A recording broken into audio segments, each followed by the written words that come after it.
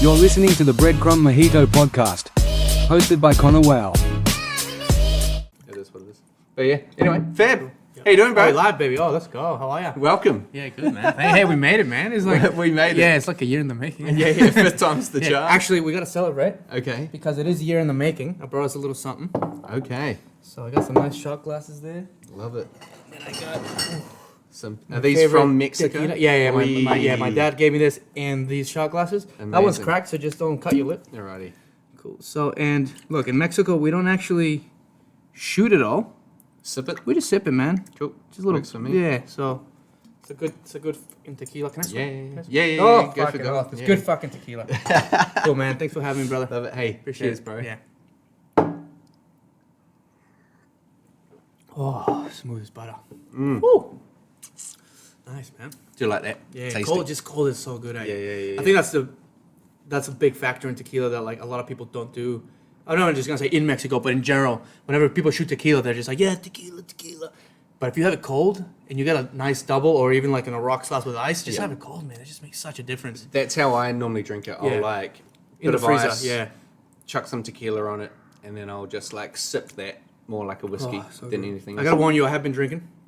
I came from a 5-year-old's birthday party. I had 2 beers, so no, I'm a little ahead. I'm just getting warmed up, but yeah. Yeah. Hopefully the kids had We got more. water. Yeah. I was maybe the only one drinking now. But yeah, welcome, bro. It's Thanks, it's man. good Yeah, to yeah. have you on. Yeah. I mean, thanks for Yeah, the gifts. yeah. You come with gifts. Erin goes, she's like, oh, how are you going to be on the podcast? I was like, I don't know, maybe an hour, maybe 2. She's like, what are you guys going to talk about? And I was like, I don't know. We talk for an hour in my garage anyway. Like, he's like, oh, that's true, yeah. She's like, all right, well, what do you guys... Like, she just kept going on about it. I'm like, I don't know, so here we are. It's like like a women thing. Yeah, They're always yeah, like, yeah. what are you talking She's about? like, What are you doing? are you going to This, ask him that, questions? I was like, I didn't think about that. She's like, you haven't prepared anything? No, I haven't prepared anything. I'm getting myself stressed, We got to get to the party, then we got to do this. So, yeah. To be fair, bro, I don't prepare anything. Yeah, either. nice. Like Yeah. anyone that I have on, I'm like, my idea is I never want it to sound scripted. Yeah, scripted, Like yeah. it's authentic. It's about the people that we're talking to, Yeah. and the tangents. Like we had PJ. I saw Peter's podcast. That's like one of your first, right? Yeah, and we Yeah. spent like 45 minutes talking about Pokemon. Yeah, right. Like yeah. nothing Yeah, to do with yeah. Hospo, and he just educated me on that and things I like think that. that's when you originally said your breadcrumb moment. Yeah. And I remembered that, but I think you might have told me before. Yeah. Or sometime. It's a story I'd shared a couple of times. Yeah. Because it was. So I was like- aware of that. I'm like, okay, I'm sure that might come up, but yeah, I actually made what did I make? Chicken schnitzels yesterday, and I was thinking, I'm Yeah. like, hey, in celebration, man, my fingers were covered in crumbs, and I was like, oh yeah, I'm fucking building up here. I did notice that when you sent me that photo of your crumb chicken. You've done it obviously. Yeah. My fingers were like this.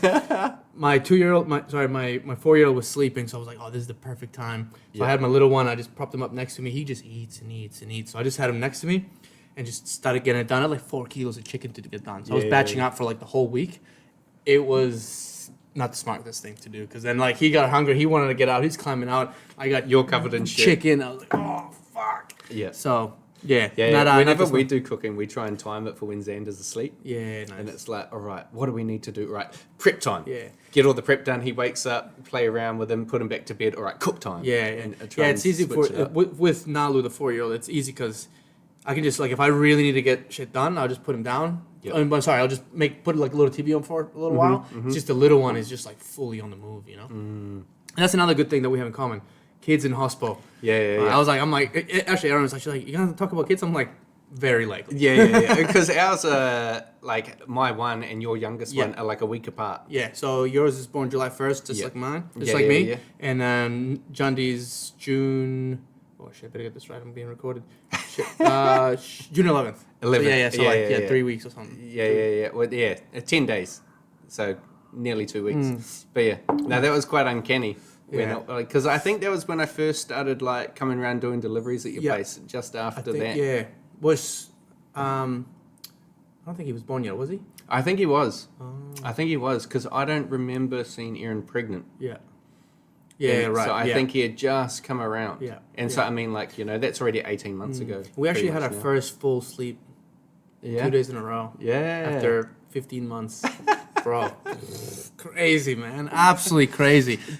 Does he come and sleep in you guys' bed if you can't settle him? So yeah, he does, which is like something we didn't do the first time around with Nalu, but this time around we were just like, look, very likely this is our last time we're gonna have another kid. Yeah. Knock on wood, like Erin's got a different agenda, so Yeah, if we she do, wants it's more. Yeah, if we do, it's kind of really up to her. I'm just a guy. I'm just a guy, So yeah, this time around we were like, let's just bring him in the bed, like, and then just have him in there, like he's just like this little glowing little baby, like super cute, like. We're like, whatever. So we brought him in, and we shot ourselves in the foot with that really bad. Like, we actually, like, double shot, like, both feet, because now that when he wakes up in the middle of the night and he wants to come in there, now we're not sleeping in there now. We'll go sleep on the couch just because, one, we got a big couch, and it's all right, but just because, like, then he wants to come in there because we're there, or he sees her, because he's still in our room. Yeah. His cot's still in our room. So then we're kind of like, well, now we can't even be in our room. So it was just a double whammy, yeah. But we're not... Yeah, we're changing the whole scenario now. And he's walking now, so hopefully that he gets tired now or something. Yeah, live and learn. Like we had like the little cot in our room for the first like 6 months, and then we transitioned into his bigger cot in our spare room. Yeah, nice. But in the spare room we have a double bed anyway. Yeah, nice. And so, if like. To be fair, I was going to say if we have to get up, if Amanda has to get up, because she's the one that gets up in the middle of the night. She hears him cry. Yeah, fair. She can, if she can't settle him, she can sleep in there with him. Yeah, nice. But then like other nights when he's just like, I don't know, just stirs a little bit and has trouble settling, but he's not like crook or doesn't need a feed or anything, she just brings him into our bed. Yeah. And like most mornings... We'll wake up and he's in the there's middle. There's nothing like it, man. Like having a cuddle with him in the morning when everyone's just sound asleep. Does it last long? No, but it's a good way to start the day. And I always find out that he's in the bed because like someone starts pulling on my hair. Yeah, nice. Yeah. And he'll be like asleep, just stroking it and pulling on it and shit like this. And so I'm like, all right, sweet ass, Xander's here. So us three. A little one, Erin and I, we could probably sleep till 7, like no interruptions. Yeah. But now the wakes up 6 on the dot, 6:30. It doesn't matter. Now that he's 4, he'll kind of wake himself up and like he'll get himself a glass of milk. He'll turn the TV on. But if he can't find the remote, he'll come up to me and be like, Daddy, and I'm like, yeah. So it's So yeah, you probably got that coming. Yeah. Well, I'm lucky that he's still like locked inside his crib if he wakes up. Yeah, true. Yeah. Like when I put him down for a nap the other day, Amanda was wedding dress shopping. Oh, that's and right. You did Amanda's, that's coming up in December. December, yes, right, man. December. Congratulations. Hey, thank you, bro. And I was like, I think I was like doing some meal prep in the kitchen, and I heard him like whinging. And I like going down to his bedroom, and he's looking at me through like a prison cell, and then like he just starts like like shaking the side of the crib. I'm like, all right, it's time to come out. How you doing, mate? Yeah, sweet ass. Let's take your sleeping bag off and do the whole bloody routine. Yeah, nice. But the sleeping bags are funny. To be honest, I'm like, I wouldn't mind having a sleeping bag like that. Yeah, but because you know how to take it off, right? Yeah. But like for them, like sometimes I see him like it's like just really trying to spread his legs up, and you know what's happening as well, like because he kicks so much in it, he will get his foot out of the sleepy bag underneath, like his onesie, and then one foot will be loose, and then the one foot will go into his other leg. Okay. You know, so then he's like, then I can see. So he's like mermaid. Yeah, mermaid, and he's just like, ah, and the shaking. When that happens, I can tell just by the shaking, because he's like, this is torture. But yeah, that's kids for you. Hey, nice ice, man. Yeah. To be fair, it's melted a little bit. I normally always have like a poly box and some ice packs at home. Oh yeah, nice. But last session I left it all at the factory because we were tight on freezer space for any of the ice packs. Wow.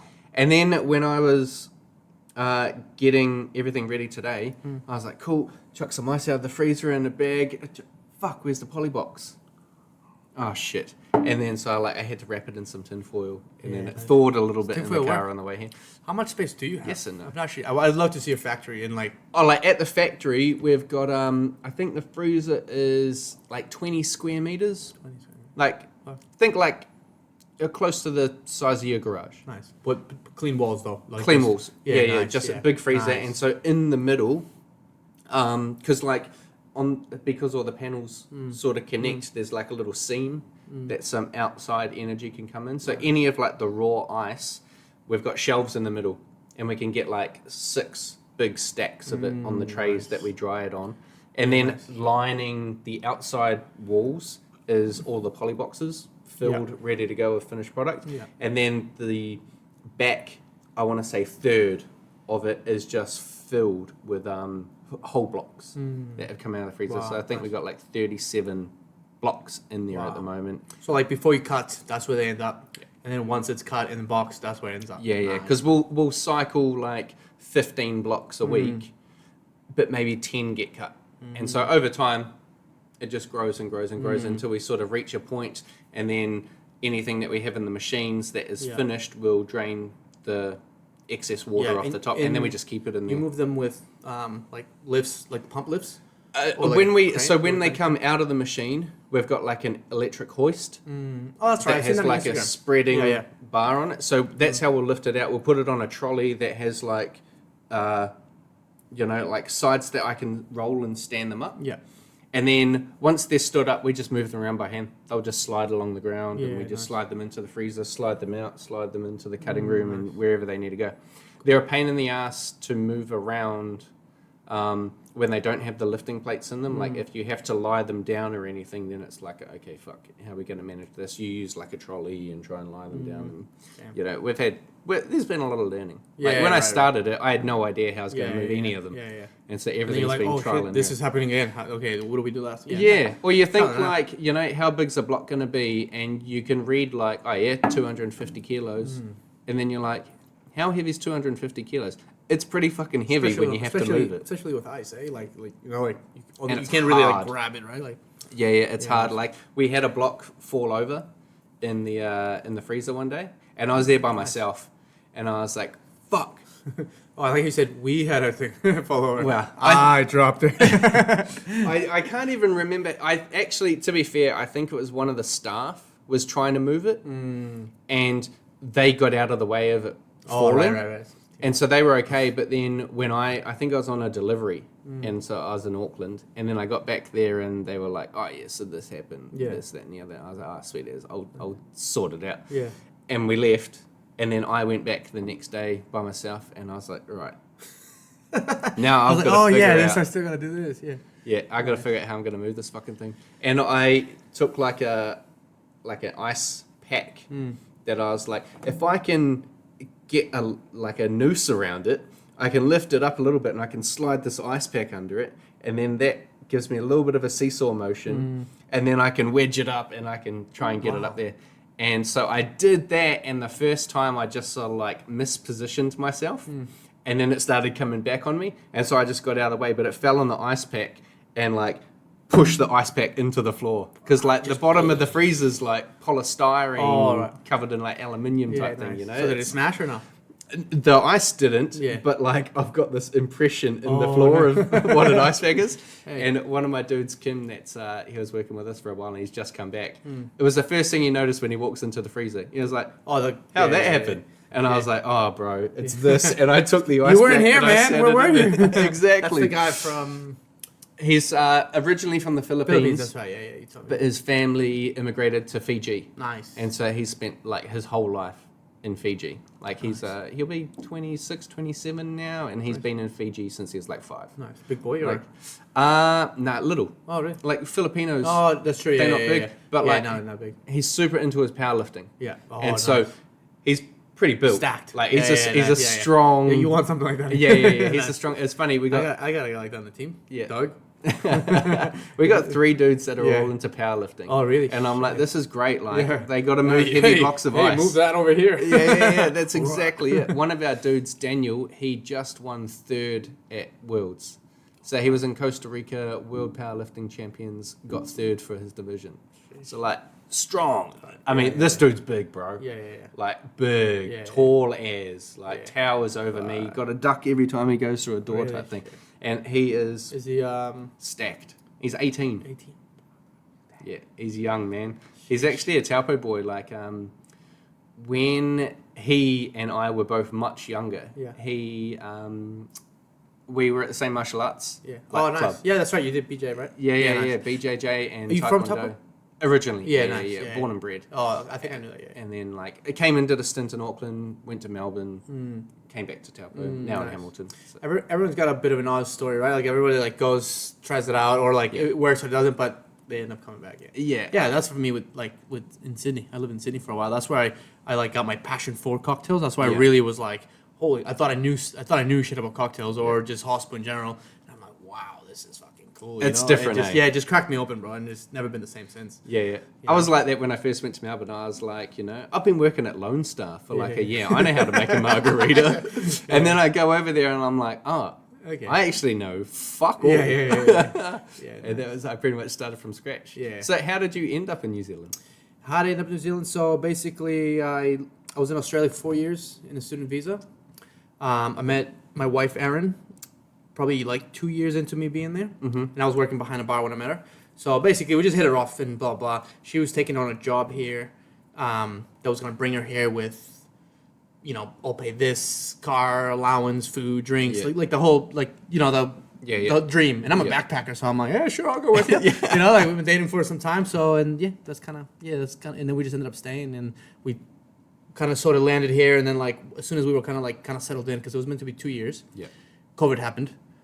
Then, just before COVID happened, I just started the Cocktail Guy, and I was like, working in a wedding venue at the time, so it was really good because I was just like people coming to me, and the venue was a dry hire, so I was just like, yep, sweet. And we were busy, man. We were busy, so I was just like the Cocktail Guy just became something that I can really just invoice people from. And then from that point, COVID happened, and we were like, shit. So do I just shut it down? Do I go back to work for some fucking cunt, or do I just go for it? And just did it, man. And the 2020 obviously was shit.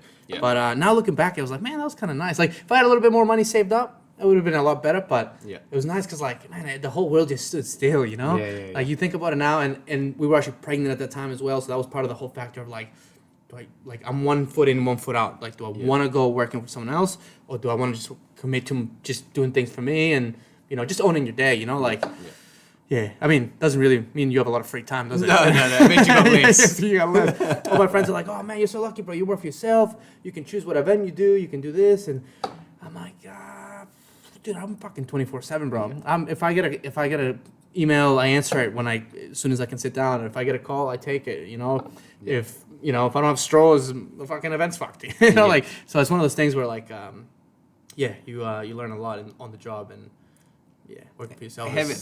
Working for yourself, having a business is fucking difficult. But it definitely has its advantages. Yeah, for sure. Like waking up knowing that you run your day. To me, that's the most important thing. Like, to know that if I want to spend time with my kids, I can.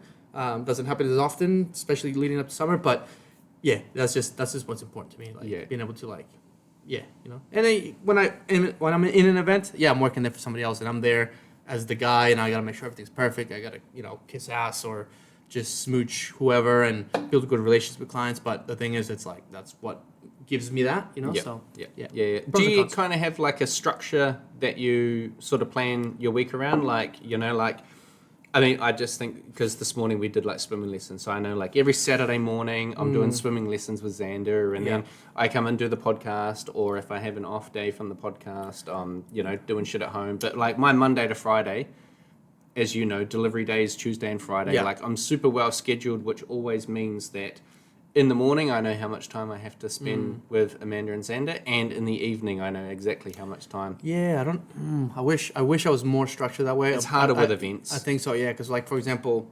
this week I had a Tuesday and a Wednesday, and then I have something on today that I'm not doing. But those Tuesdays and Wednesdays, like, I gotta order for it on Friday, so like it arrives Saturday, and then I don't have to mess with it on Sunday and Monday. It's just there.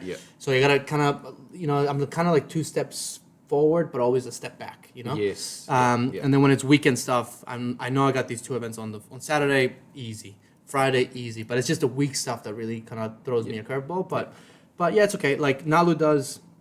Actually, he's not doing football now, but he was doing little kickers, like soccer classes, and that was Saturdays 10:30, which I'm never booked at that time. And if I have anything, it'll be like 1 or 2. But now that he's kind of not doing it now, so it was really good because that timing worked good. And then we were doing swimming Sundays 9 a.m. Oh man, that was awful, man. Especially if you're doing an event on Saturday especially night. doing events, and like my events never finish past 12 at the latest, like 10:30. Like we're wrapped up, I'm home. But it's just like carrying things, and then like getting home, emptying the van, and then if the team does wash everything that night, then we're there till maybe 12 or 1. Yeah. And the next day I'm just like drained, bro. I felt like that dusty dad at the playground. Like I just always look hungover at swimming, but really I'm just tired. Like I wish I was hungover, but no, I wasn't. I was serving the drinks. So I just be like, oh, yeah, I'm like, yeah, go ahead, and like, How's Xander doing swimming? He loves it. Like, has not figured out kicking. Like we've been doing swimming for like 6 months. Like 6 months now, like hate's been on his back.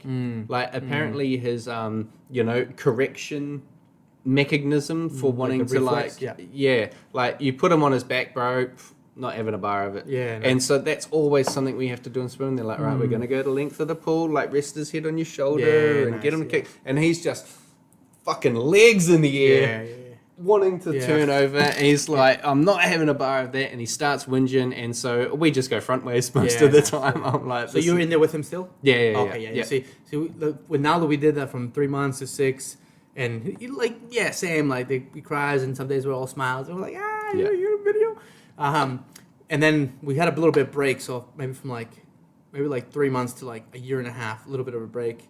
Then he got back to it when he was 2 to 4, and man, like he always ends up like throwing a fit, but like they are soaking it in. Like they do this like paintbrush thing. Like, oh, do the paintbrush, and then once he gets to that point, like he doesn't do it, but then when I put him in the pool or in the ocean, he was doing it. I was like, why don't you listen to the fucking class? But now you're like, now it is registering. So it just gave me hope, man. Man, I am doing something good. And we took him out because we had like a month of like him just not listening. Sitting down, teacher was like, "Come on now, Luke." It'd be like, I'm like, you don't want to be that parent that's like, fucking listen. But I mean, that's what you got to do. Right? I look at him, I'm like, so yeah, we get a bit of break, and I think swimming is important. Swimming is good. Gymnastics is really good too. Just so like, I saw somebody on Instagram do it, and I'm like, oh, I'm gonna do it. So he did do gymnastics for 2 years, 2 to 4, pretty much. And gymnastics, like what they teach you is like how to fall, how to put your hands up, how to hold yourself, just core, I don't know, just being comfortable in the way the body moves. Exactly, like jumping from here to there, or like landing, and I think bit of confidence in movement. What it does is like it'll show them, what's the word? Agility. Yep. Agility, so that like whatever comes after that, they're gonna be athletic enough to do it.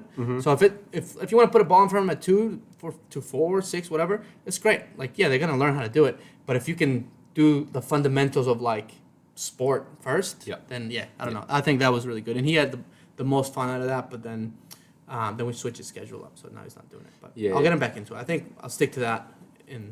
Gymnastics is definitely something we consider. Like he loves swimming. Like even though he doesn't like being on his back, he loves everything else about it. Like. He's all smiles. He's like waving at mom and doing all the shit. Like he absolutely loves it. Around the road. Yeah. Or like the wheels on the bus going around. All the parents. That's the weird thing. It's like there's 6 of us dads and like one mum, and we're all in there with our kids going, you're doing yours too. And then it's like, throw them up in the air. Oh fuck, he got higher than me. And launch him. It is funny because there's no like. I mean, you're there like you're kidding. You turn on this voice, you turn into this other person, but like you see this other guy who's got tats, and you got the piercings, and then you can see the mom, and I don't know. Yeah, it is funny. Yeah. The world of parents with kids that aren't yours and parents, like it's weird, man. It's something that I didn't like expect. Like once I brought, does Xander go in daycare? Is he in daycare? Yeah. He's in daycare. So the first time Nala was in daycare and he had like his first like something happened with another kid. And I was like, what? I was like, what? So what did you do about the other kid? He's like, oh, I was like, who was it? And they were like, no, what's his name? We can't tell you. He's like, I'm gonna ask him. He's gonna tell me. It's just so funny. It's just weird, man. Parenting's cool, man. Parenting's cool. It is cool, and you're all like, you try not to. It's funny. You learn not to judge other parents. Yeah. For Yeah, anything for sure. that you think is out of the box. Because, like Amanda and I did this between each other, right? So, like, we were at my mum and dad's house, and he needed a nappy change. And I was like, all right, sweet as, I'll go change his nappy. Go down to the bedroom, and, like, we didn't have a changing mat or anything because we were at mum and dad's for the weekend. And, like, I put him on the bed, and, like, silly me, put him relatively close to the edge of the bed. Yeah. And I turn around to grab a nappy out, and I hear, doosh! And I turn around, and he's on the floor. Yeah. And Pax are sad. And I'm like, oh, you're okay, mate. And, like, put him back on, and then hold him there and change his nappy and everything. And I go out, and I'm like, oh. Amanda's like, why is he crying? I'm like, we had a little bit of an accident. We rolled off the bed. And she was like, how could you be so stupid? Like, why would you even put him next to him? You know he could, and all of these things. And I was like, look, it's fine. Yeah. And my mum's like, kids hurt themselves. Yeah. Get over it. Move on. They're like little rubber balls, man. Yeah, like they fall, they exactly. bump, yeah. Exactly. But yeah, I was getting judgment hard. Yeah. And then it was like 6 months later, I come home from work and Amanda's thing. like, we had an accident today. And I'm like, oh, what happened? She was like, he rolled off the bed. Yeah. And I'm like, what the fuck was he doing? You know, like, giving it the third degree. I gotta say, like, I've been on the butt end of that more times than the other way, but Yeah. it's very much the same way. Yeah. When somebody else does it, you're like, what were you thinking? You know, why did you do this? And it's like, yeah, but nah, it's cool. It fucking happens. it Like, happens, shit yeah. happened. And after Amanda did it herself, and like, she even, like, had thought about it. She was like, I put him in the middle of the bed, so there was way more distance for him to roll, whereas I had him on the edge of the bed. Yeah. And she was like, but I just turned around and he just wriggled himself off the bed and fell on the ground. And I was like, see, it happens easy. Yeah. And she was like, yeah, no, it's totally fine. I'll let go of you dropping him. Yeah, with Nala, we had maybe one accident really early and like just fell off the bed and you know you hit the head knock. You're like, Yeah. oh, he's gonna be alright when he's older. And then with John D, we were pretty good with it. Like we were like, okay, we know what to expect, but we kind of didn't happen. But it's happened twice this week Oh, no shit. as a 1-year-old and off the kitchen table. Oh. So he just absolutely loves to climb and like the chairs is just he gets in, he's like he'll hold it, and he's like yeah. Then he'll get in there, and then we'll put him down, and he just make his like there's no stopping him. So we've kind of like it's just another one of those like second kid. We're like whatever type of thing, you know. Gets on the table, he just sits there and he just wants to like be at eye level. Is what I realized. Yeah. And he was sitting on some books, and then he just like completely like slipped off, and then he just did like a 360 barrel and then just landed on his belly. It's like poof. And I was looking at him, he was looking at me, Aaron was looking at me, I was looking at him, and he was cool. Nice. Yeah. So nice, I was like, nice. the other time he wasn't cool. but yeah. Xander does this thing, we've got like a little plastic slide, and it's like 3 steps up, but he gets right to the top of it, and he holds onto the side, and then he gets his balance, and then he stands up and he lifts his arm in the air, he goes, "Roar!" It just dips down. Nice.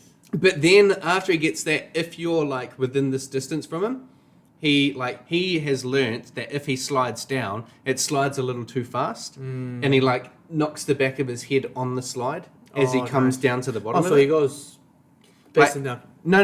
Like he gets up there sometimes and he slides down it on his front and has a great old time. But it's when he goes to sit down and when he slides down on his bum, just as he comes to the bottom curve, that little sort of whip action just throws his balance back and it hits his head. But I mean, it's soft plastic. I gotta get him. It's hollow. I gotta get Johnny a little bit one of those slides. Those like Kmart ones, like Yeah, they're easy. Yeah, but nice. like, if you're too close to him, he wants to reach out to be like, help me down the slide. Yeah. And so one day I was a little bit further away from him, but he was whoa, and then he reached out and he kind of lost his balance, and he's like in his onesie, so it was also a little bit slippery. Yeah, nice. And like he like started going sideways on it, and I like grabbed one leg, but he like did a whole flip and like landed on the ground. And the same thing is we like looked at him. I was like, "You're right," and he goes, "Whoa."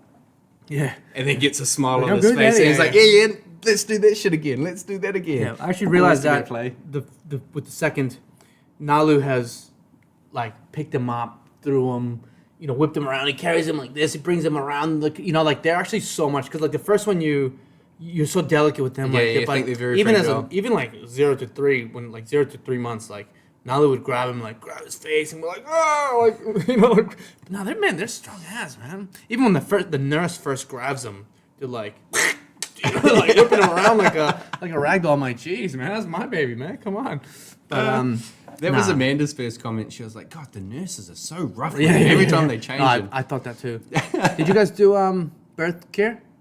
Yeah, like Or- Mothercraft. Mothercraft. Yeah, birth care. Yeah. Like we did like the antenatal and Yeah. prenatal, Yeah, or nice. whatever those classes are, and then but we only got like 2 sessions in out of like the 10, and then he was a month early, and so then I was like, all right, cool, let's forget about the rest of those, and we actually tried booking a one-on-one session to kind of do a crash course of the whole thing because we got the feeling he was coming early, and then he was born the day before we had that session booked.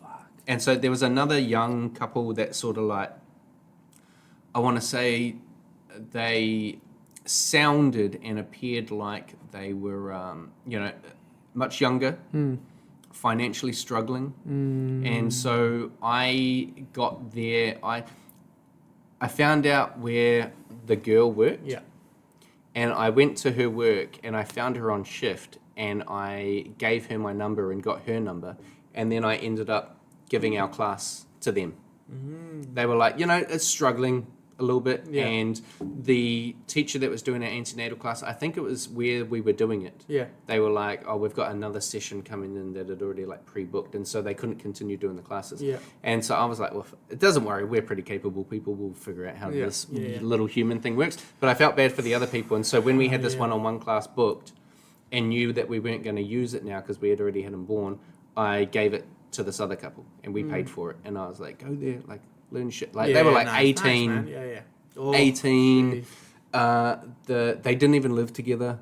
Like the father was still living with like his grandparents and didn't have work, and like the whole situation. I was like, all right, this is our time to do something charitable and nice. Let's help this young couple out. If you got that, if you're able to see that, it shows a lot about you. Oh, well, if you're able to be like, because even if you can't do it, but if you're able to see that, like, oh, maybe like they could use a little bit of help, even if it's just a comment, or just hey man, you should reach out to this person. They could, whatever it is. But I think having kids that see that in a lot of parents that like, oh man, they're good. Or I'm like, oh man, like I wonder what it's like for them at home. It just makes you think. Yeah. I mean, when we had it booked, Amanda and I had the conversation. We're like, should we ask this other couple to come along? Because the lady was going to come to our house and do it. And I was like, should we ask them to come along? And they would probably benefit from this as well, because just as nice. Because she only worked like 200 meters from our house. Yeah. So I was like, they're local. The couple. The other couple. Yeah. And so then when I found out we weren't going to use it, I was like, cool. We're more than happy to pay for it. But just go do it at this other couple's house. They can sort of learn something from it. A little bit of charitable giving. We're going in here, man. At the moment, we got water and ice, so I'm gonna. I mean, we can go tequila on ice if you want to stay down that track. I want to try some of that. I'm always. What do you want? Whatever coconut gimlet. What do you like better? To be totally honest, I probably drink the banoffee pie more than anything. Yeah, we'll do that. Just looking at this gorgeous ice cube. Nice, bro. And also, we gotta celebrate, man. I haven't had a Saturday off in I don't know how long. I mean, every time we've lined this up, we've ended up having a last minute event or something. We got close a few times, and we're like, oh, dude, I got booked. But I mean, I'm glad you're busy. Yeah, I'm glad I'm busy too. I'm always like, especially when you've been in the event side. Yeah, it's always like, man, it'd be great to have him in on a Saturday, but I'm kind of glad that he's always working. Yeah, and then whenever I have had some Saturdays off, or maybe I'm like, oh, I don't want to do this event, I get my team to do it, or I still got a batch or whatever, but then it's just like I just want to be at home, TV on, or just chilling, having a beer, not having to do anything, but it ends up being like a family day, So it's like the opposite of that, So that never happens, So. How many staff have you got? I'd say core team, people that can step away and do my job, even probably better than me. I'd say 4, 4 core part timers, 20 hours a week maybe. And then casuals, sort of kind of building up the team for summer. Probably another 10 people, 10 15 people I can call for those large events. But if I was to substitute myself, these 4 could run 4 different events to my same level. Last year I had more. Last year I had a little bit more. I had two really good guys leave back to their countries. You know what that's like. So that kind of left a hole this year, and I was like, this year I'm gonna really put more time into training people. Last year I kind of was like, I'm like, nah, I'm hiring people that are better than me or just as good as me, nothing less. And I would say that, yeah, I didn't really do that. I had people that were like kind of all over, and I was like, I just need to like just tighten it up and let it get and then let the rest come. Yeah. So this year I'm spending more time on training people and just like come to my house. I'll show you how to do shit from a basic level. Yeah. Like This is the order of service. Exactly. This is how it, like there's obviously there's a point of service that we're doing. Yeah, we are providing a service, but I need my team to provide hospitality. Yeah. I need them to it'd be more than like here's your drink, shake, pour. You know, no, I need you like They that's need to be able to engage with the client. yeah, engage with the client. Like just be live, be a vibe. You know, like that to me goes a long way, and I think that has been I wouldn't say an issue, but a lot of this year. I've noticed I'm getting a lot of repeat business, but they want me there. So I'm like, that's why last year maybe I overextended a lot of events where people were still repeat business or new business, but they see me, they want me kind of there. So I kind of want to step away from that. Yeah, you become the bottleneck. Yeah. The event doesn't happen because they're always requesting you to be there and you're busy with something else. It's a good problem to have, but also like a problem that like, I'm like, what's the solution to it? Like, how can I get my team to do that? And I think I'm there. I'm not gonna say I figured it out. It might take me another summer. Like I sort of like look at the year as like, all right, financial year and then summer, you know, and then it's like, you know, so like you prepare yourself for summer for everything to be perfect or the team has to be ready. But I think that's So I'd say team of 10 like solid people. Has anyone been with you right from the inception in like 2020? Yes. I'd say two people, but they're kind of moved on to like full-time jobs. Yeah. So now they're more like weekend people. Yeah. And then one girl, she is full-time at the Occidental down the road. Mm-hmm. So like whenever I do need her, I can message her. But because she's full-time managing this, so I'm just kind of like. You don't want to intrude. Yeah, I don't want. And she'll say yes to me, but I don't know if like you feel guilty. I mean, I pay her more, but it's just one of those things where like I just be like, look. If you need more money, like come to me. I'll always have hours for you. But But summertime, I'm gonna be fucking. I'm a fucking dickhead when I'm looking for people to work events. I'm like, bro, you busy on this day? What about this day? What about this day? You know, it's like fuck. That's the I guess probably the least fun part about my job. Yeah, managing the people and finding the work. Yeah, maybe not managing people. Like I'm good at that. I think my team respect me. I treat everybody. I listen to everybody. Anyone has any suggestions, you know, like, yeah, sure, okay, let's try it that way. You know, like, even if I know it's wrong, I'll just give somebody that benefit of the doubt. And I'm like, learn from their own mistakes type thing. It didn't work, let's do it my way. But yeah, I think just like, you know, in events, like having a call out or somebody's late, it's just like, fuck, man, I need to put garnish on these, you know, 200 margaritas. Like, I can't do it all myself, you know? So I guess it just kind of like, that's the least fun part of it, the job. Events, staff. Obviously, you have a good team. It doesn't happen often, but it does happen, and it's shitty when it does. You have a lot of moving parts. Yeah. In an event space, I mean, like, there's so good. Obviously, thank you, bro. Appreciate that. So good. Rum? Rum and whiskey. So Bacardi, Superior, Mount Gay Gold, and Jack Daniel's Rye. Butter washed, fat wash, cacao butter, salted butter, and then Damn, bro. all the other components Nice. added in. But it's quite nice, isn't it? It really, like, the butter wash, the fat wash really amalgamates all of the different spirits. Yeah, nice. It's definitely a favourite. It's definitely one of the most popular. Yeah. This is probably out of all of them, when I was doing, like, the Taupo markets and stuff. It's just a name. This is the one that always had the repeat people. Like, they'd come... Yeah. And they're not interested in anything else. They just wanted that one. I had a dude like put it in some Christmas cake and did like a fruit cake. Glug, glug, glug. Some of that in it. And I was like, oh, yeah, sweet. That's so a like good substitute for... Baked it with it in it? Yeah. Oh, right. Like, you Like know a how rum you do raisin. like a rum cake? Yeah, right. And so they used that because mostly the base was rum. And it was like a banana bread rum cake type thing. And it brought along a piece. Fucking delicious. Yeah. It was really good. It worked really well. Or actually- like affogato. Yeah, it Really kind of good. reminds me of I did like it wasn't banoffee pie that I was going for. I was just kind of going for like toffee. Yeah. But banana based like foam, Yes. and it kind of came like that because I used brown sugar. Okay. And a dash of rum in it, and like I feel like if this was that on top, it'd be like, but it doesn't need it. It'd be like it'd probably be too much banana. It's quite banana-y. I love it, eh? But it's good. And I mean, it's nice and boozy, 19.4%. Yeah.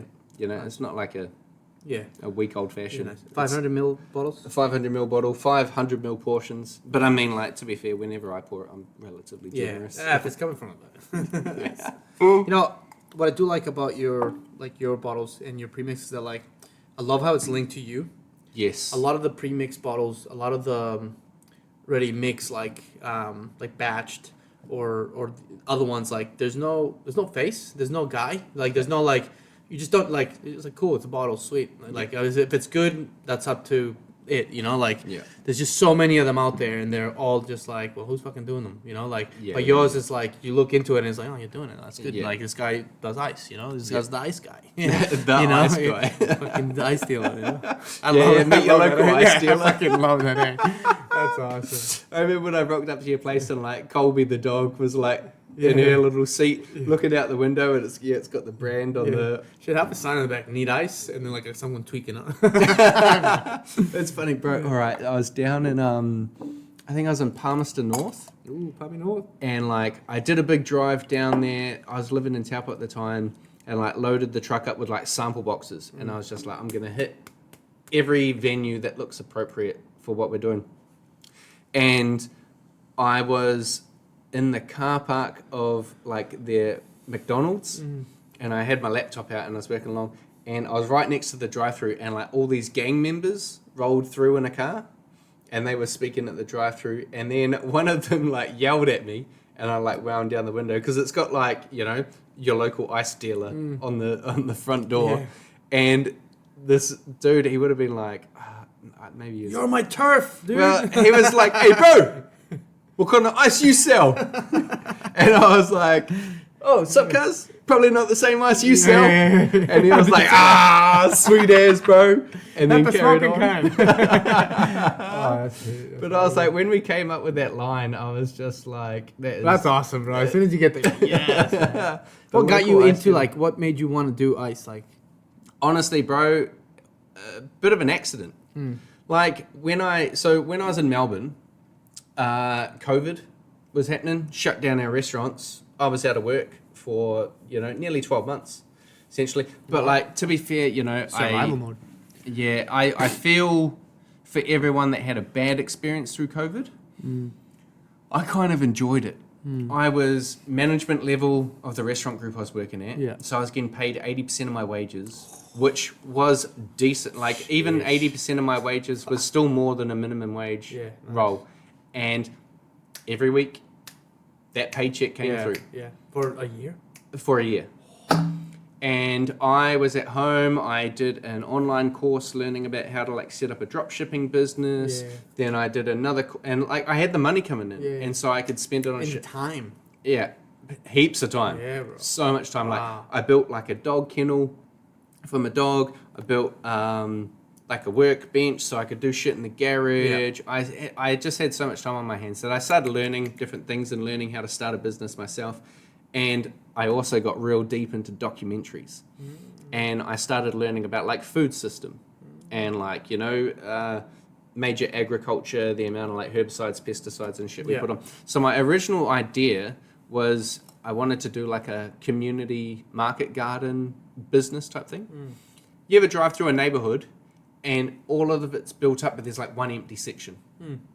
I thought either buy or lease that land and you set up like a little kind of permaculture sustainable garden situation as a small scale competition to a supermarket where you have like fresh, organically grown local vegetables that people as they're walking their dog, they can come in, they can pick up some fresh fruit and vegetables. They know where it's coming from. Because you're local and community based, you can also grow things that people request and things like this, and also encourage people to bring back their food scraps.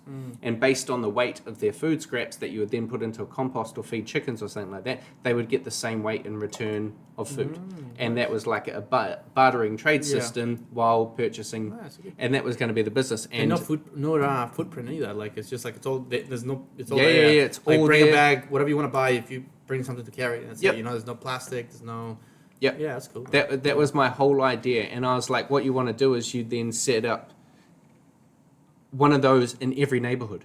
And so instead of like 12 neighborhoods traveling to town to go to one supermarket, you have a community garden in each of those 12 neighborhoods. Shopping locally. Yep. Yeah, nice. Yep. And you build a relationship with the farmer, and then you kind of just franchise the brand. You don't own all of the business, but you franchise the brand. And because my last name's Whale, I was going to call it Humpback Harvest. So that was my vision. Yeah, nice. And then, like, you know, shit happened.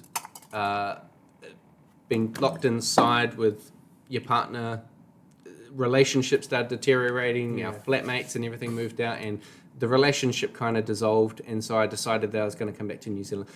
To be fair, Same partner, right? No, different. Like Amanda, who I'm with now, we met in Taupo when I came back, and nice. so this was just like an unfortunate ending to past life. Yeah. And I think there was probably a little bit of like, I had always been Connor the bartender, Connor the cocktail guy type. Yeah. That I felt like I had lost a bit of my identity. Yeah, I didn't really know who I was at nice. that time, and so that probably added to the demise of whatever life I had there. But I decided to come back with this intention of starting this gardening thing. And I was working for a mate of mine, Jude, who owns a restaurant called The Bistro in Taupo. And I did a couple of shifts for him in the bar, and then we were having a conversation about me joining as his restaurant manager. And I had a conversation with another friend of mine, Prue, who owns a restaurant called The Branchery in Taupo. And she asked about ice. She was like, I was over in Melbourne, and you guys have like these big ice cubes and things like that, and it's all clear. Like, how do you do that? Do you know how to? And I was like, yeah, I know how to do that. Yeah. And she was like, no one in New Zealand does that. You should do that. And I was like, Prue, that is a fucking brilliant idea. Yeah. Light bulb moment. Exactly. And so then I went to Jude and I was like, hey, bro, look, I think we need to hold off on this restaurant manager role. I'm going to run with this ice business idea. And he was like, sweet as, I'll be your first customer. And I was like, legend. Fucking legend. And like, bro, he's got the ice in, he's got first class cocktails in, doing a drink for him at the moment for the Treats of Taupo weekend. Like, That's right, yeah. We're super tied in. He's a great friend, always supportive. Did you do a cocktail class there? Yep. Yeah, okay, I we saw did that a on cocktail masterclass. nice. Like, so he did food and we did cocktails to pair with his food. Like, amazing dude. Yeah. And so that's how I started doing the ice. And I just did some research, got 2 shipping containers, put them together, put a walk-in freezer, 1 ice machine, 1 bandsaw. And then it was kind of at the end of COVID and Auckland had opened up and then shut down again. But I was producing ice. And once again, I didn't have anything but time. Yeah. And so I just practiced. Yeah. And I just learnt shit. Okay, cool. If I pick Did the you ice like up essentially let a lot of ice melt? Like, oh, then it come out. Like, I want ice. Yeah, like I just, bro. It's just water, right? And where my parents' property is, because that's where I set it up, they had the space. Is that where you're at now? No. Oh, Now we've got a building in Hamilton. It just too unsustainable. So I started off with the 2 shipping containers, 1 ice machine, and they're all rain catchment. So it's fucking money on the roof, baby. Wow. It would rain, the tank could fill up, I'd freeze it and sell it. Wow. Like, it was a great setup. And You any still do it now? wastage, any wastage I had, I tipped back into the water tanks, and it would just melt, and I get to reuse. Why So can't you do wastage that was now? like 2%. So we're in like more of a commercial area. Yeah. There's 15 other businesses that are all conjoined in like tilt slab buildings. Yeah. And unfortunately, the building that we brought, the back of it is the fence of the next property. If there was one available on the opposite side, there's actually like quite a wide space that I could have put a tank and had rain catchment. But then we just have to fuck around with like it's such a pumps and margin factor, right? Because if you don't, we don't have to pay for our water. Oh, okay, never mind. The water's still free, Yeah. but it's Filtered. town supply, so it's chlorinated. Yeah. And so now we just continue putting it through a heavy filtration filtered, system to get all the chlorine as much as we can out of it. So it's a different setup now, but like as the business grew and I went from 1 machine to like 5 machines, like I apologize to my dad, his workshop, 2-bay garage that he had, like with all of his toys and shit, because he used to be an engineer. Yeah. So he's welders and benches and everything set up. I pretty much just pushed all of that out and I loaded it up with ice machines. And he was like, fuck. Yeah. Come on. Yeah. I want to use the shed, but I'm Yeah. there for 2 years and I've commandeered his whole shed. Yeah. And I was having to take blocks out and hand cut them with a chainsaw Yeah. and then carry them into the containers and stack them in the freezer. It was a lot of work. Like, if I produced 10 blocks, an entire day, I was spent breaking them down. Wow. And you're looking at like, And I mean, you're looking at like 2 tons of ice in a run, and you've got to hand carry that, 50 meters each. It was a lot of work, a lot of sore back.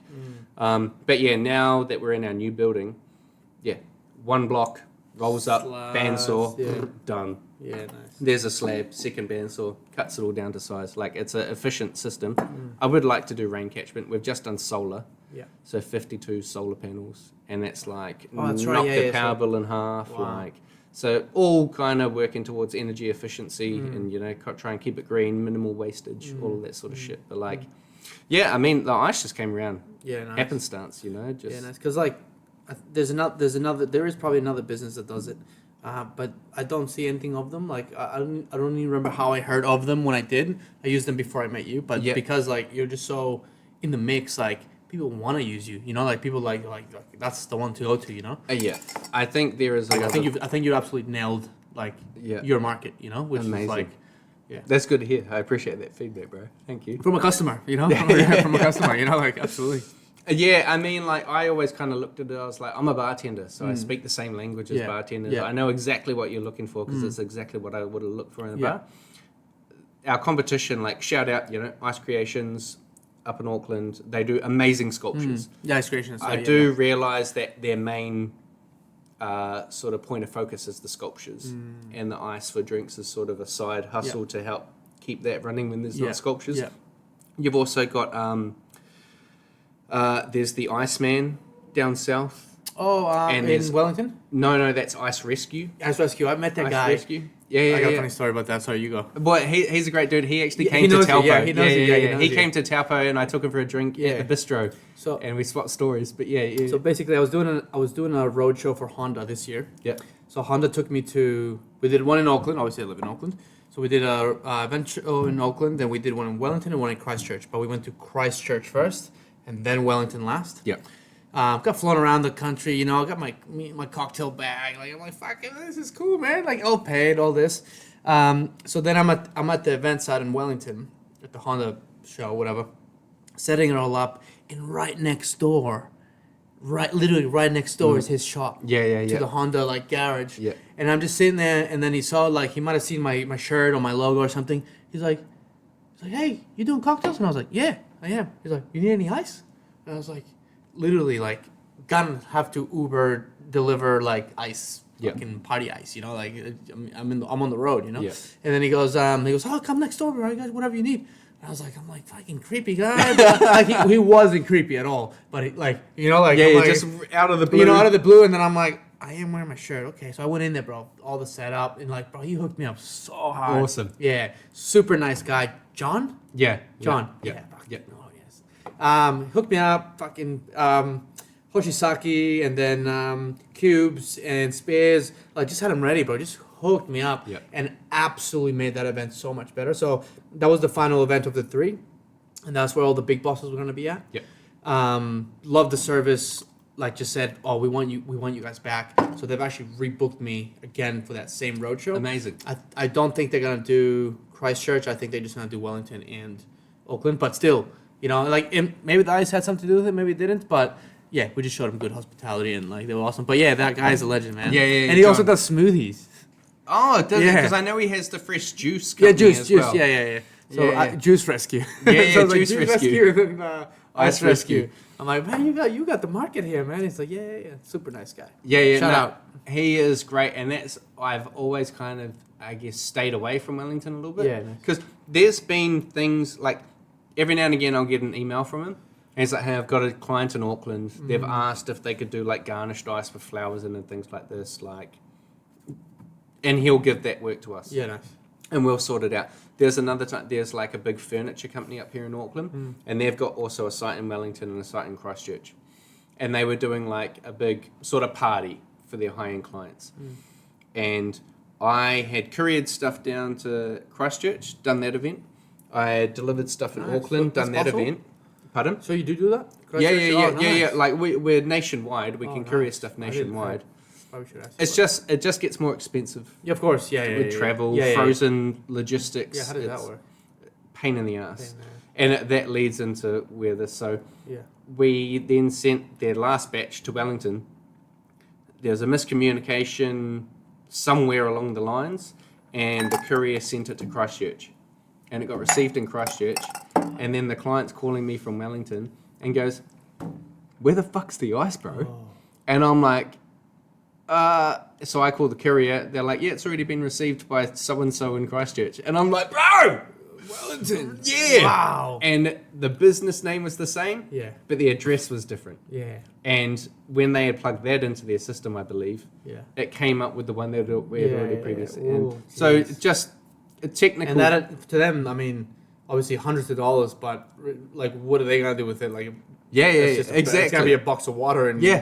oh man. Exactly. And so John at Rice Rescue, first person I called, dude, can you help me out? Yeah. Turns out they were only a block away from him. Wow. Yeah. And But Wellington's so- small, right? And Yeah. and everything's like right there. Yeah. And super he nice was guy, like, right? sweet as, yeah, I got you. Tell me what they need. Yeah. We'll sort it out. And so then I called the client. The client just like walked to a shop, Yeah. picked up the ice. They did their event, and John sent me the invoice, and I just paid it for them. Yeah, and I was nice. like, sweet as, cool. So it's funny because like this guy's like, oh man, I just got all this, I just got this shit from Auckland, and I could have just walked the block. Yeah. Hey, Google's fucking nice when you use it right. yeah, 100%. But like, no, John, he's good. So like, we've got good competition Yeah, around, nice, and yeah. I think it's great to have that Yeah, competition. yeah. But the one thing that sets us aside is, I'm from the bar industry, Yeah. and so For and sure. I'm in Yeah. people's faces. I'm Yeah. the person that's Yeah. delivering it every Yeah. time. I think that's great. I can talk to you about Anything. a Yeah. recipe, and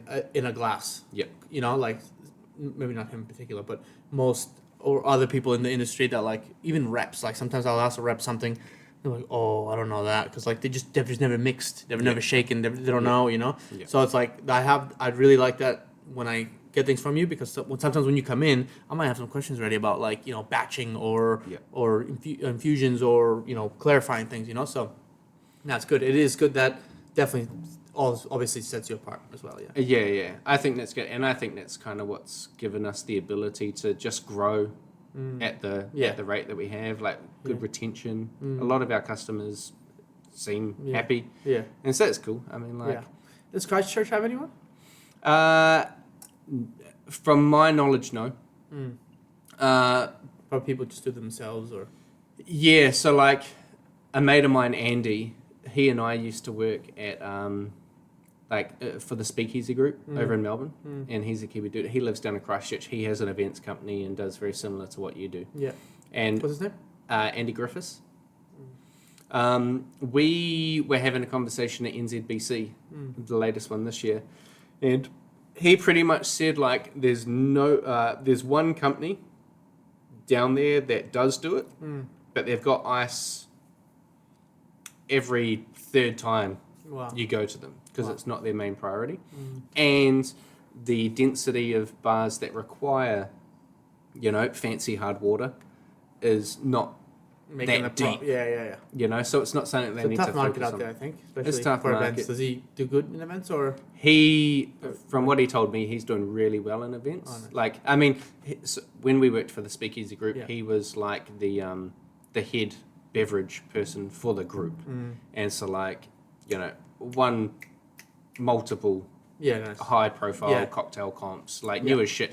We used to be at Eau-de-Vie, and I'd be like fucking juicing limes, and he's off like making some real intense shit, Nice. and I would just like like a fly on the wall. Yeah, nice. Watch him, Yeah, learn nice. from him, Yeah, nice. pick his brain. We kind of had some common ground, both being Kiwis. Yeah, nice. And Oh, this was in Oz. yeah. Yeah, nice. And like I was low level, had just come into the business. Yeah, nice. And he's like, beverage director Oh, level and knew his shit. And so I just got to like sponge, Yeah, nice. just absorb. Yeah. all Ask of the questions, information.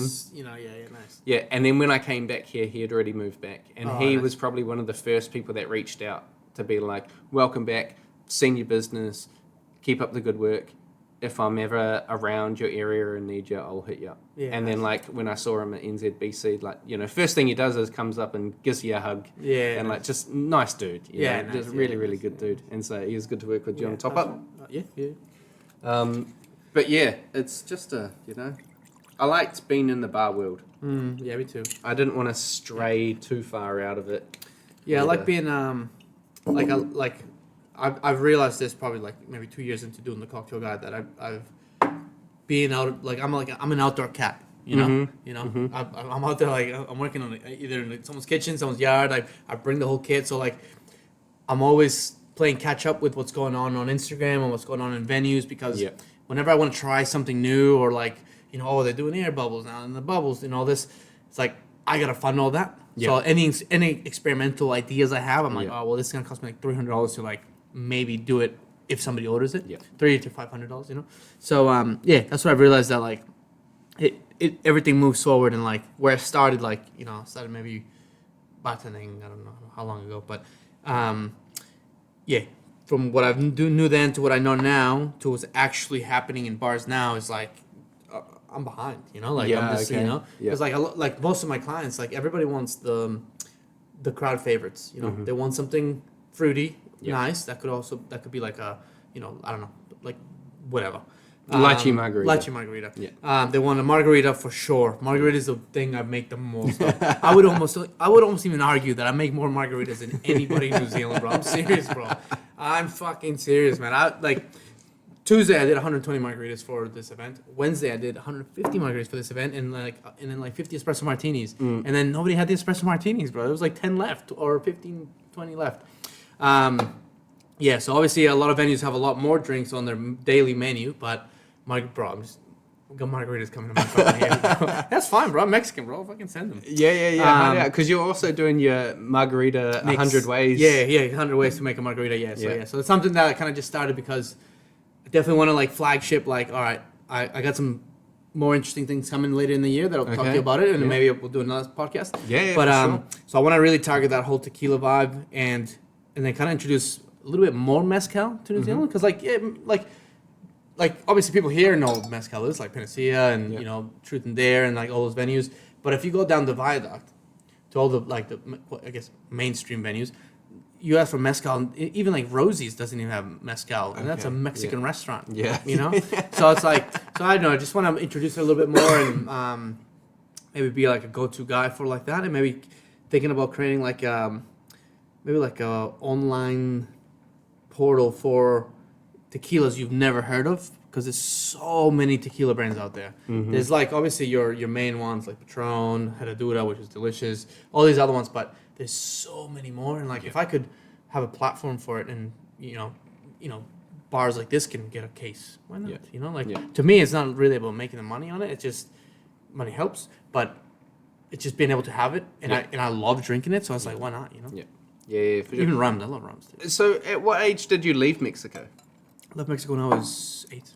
Okay, Left Mexico when I was 8, and got to the U.S. then.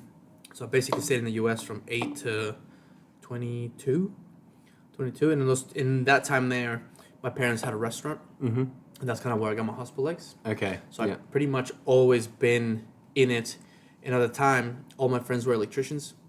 So at the time, I did every role in the restaurant at my dad's Mexican restaurant, right? Yeah. I was bar back. I was bartender later on. I was kitchen hand. I was dishy for fucking God knows how many years, bro. Like, jeez. I was just like, fuck, I'm not even. And then I realized that my dad was paying me a set wage. Yeah. Not hourly. Okay. So I was getting like $200 a week, working like, I don't even know how many hours. Maybe in my memory, it seems like I was maybe working like, let's say maybe like 20 hours, but it felt like 40, But by the time I was just like, I'm like, fuck, man, I've been working for so long. Like, and then I was like, Dad, how much do you pay me an hour? He's like, you don't get paid by that way. You get a set rate. I was like, you're on salary, bitch. I was like, wait a minute, what? But I had tips, which is why they didn't incorporate in tips in the US is pretty good. Okay. So like you'd walk away like one night, or like let's say a Friday night of being a bar back, get like $200 to like $500 for just being a glassy. Yeah. And that's the bartender's role would make, I don't know how much more, but yeah, we were a busy restaurant for sure. But it was like, when I look back at it now, I wasn't doing cocktails, just doing Hospo, just people happy to see us because they love my parents' food. People happy to see us because they knew my mom was in the kitchen and my dad was in the kitchen. And like at the time, that didn't register. you know when you walk into a restaurant and you see like they're like, oh, family restaurant, like fuck, Yeah, it's yeah, gonna be yeah. bomb, you know, like, oh, there's no toilet paper, family restaurant, you know. So that was kind of like this. That was kind of the vibe, but I didn't realize how good that was to the customers. Yeah. Then, you know, Yeah. but now I look back and I'm like, fuck, man, we had a really good thing, you know. Mm-hmm. How many seater? I think it was small. I think it would sit maybe under 50, and then I had Okay. a really long bar. Okay. So the bar would probably sit like maybe like 15, 20 people. Like in the US, it's just different in the US. You went to the US? No. So the US, when you go to a restaurant or mainly a restaurant or bar, to get a seat at the bar is like huge. Like Okay. it's like the point of everything in the Yeah, restaurant. everyone you know? wants to sit. Everybody at the wants bar. to sit at the bar, unless you obviously gonna go for a sit down dinner. Then you go to sit down, but try to get a sit at the bar is nice. So that was something my dad really like put a lot of focus in. We had a mean bar. He had so many different tequilas at the time. You know, I didn't care. I was just fucking drinking cruises and shit. Yeah, that's kind of sort of how I got my hospital legs. Just from All being- like super traditional Yeah. Mexican made Mexican food. Yeah, like I had my aunt as a chef, my dad as a chef, my dad is like doing all of it. So I just like in the back of my mind, I was sort of just taking things in that I never realized. Yes. Because like I remember my dad talking to his employees that were shit. And I knew they were shit because I knew how to do the work. So like I was the one that was actually getting whipped in the back. You know, Yeah. like they just got like firm words. You know. Yeah. I wasn't getting really good whipped.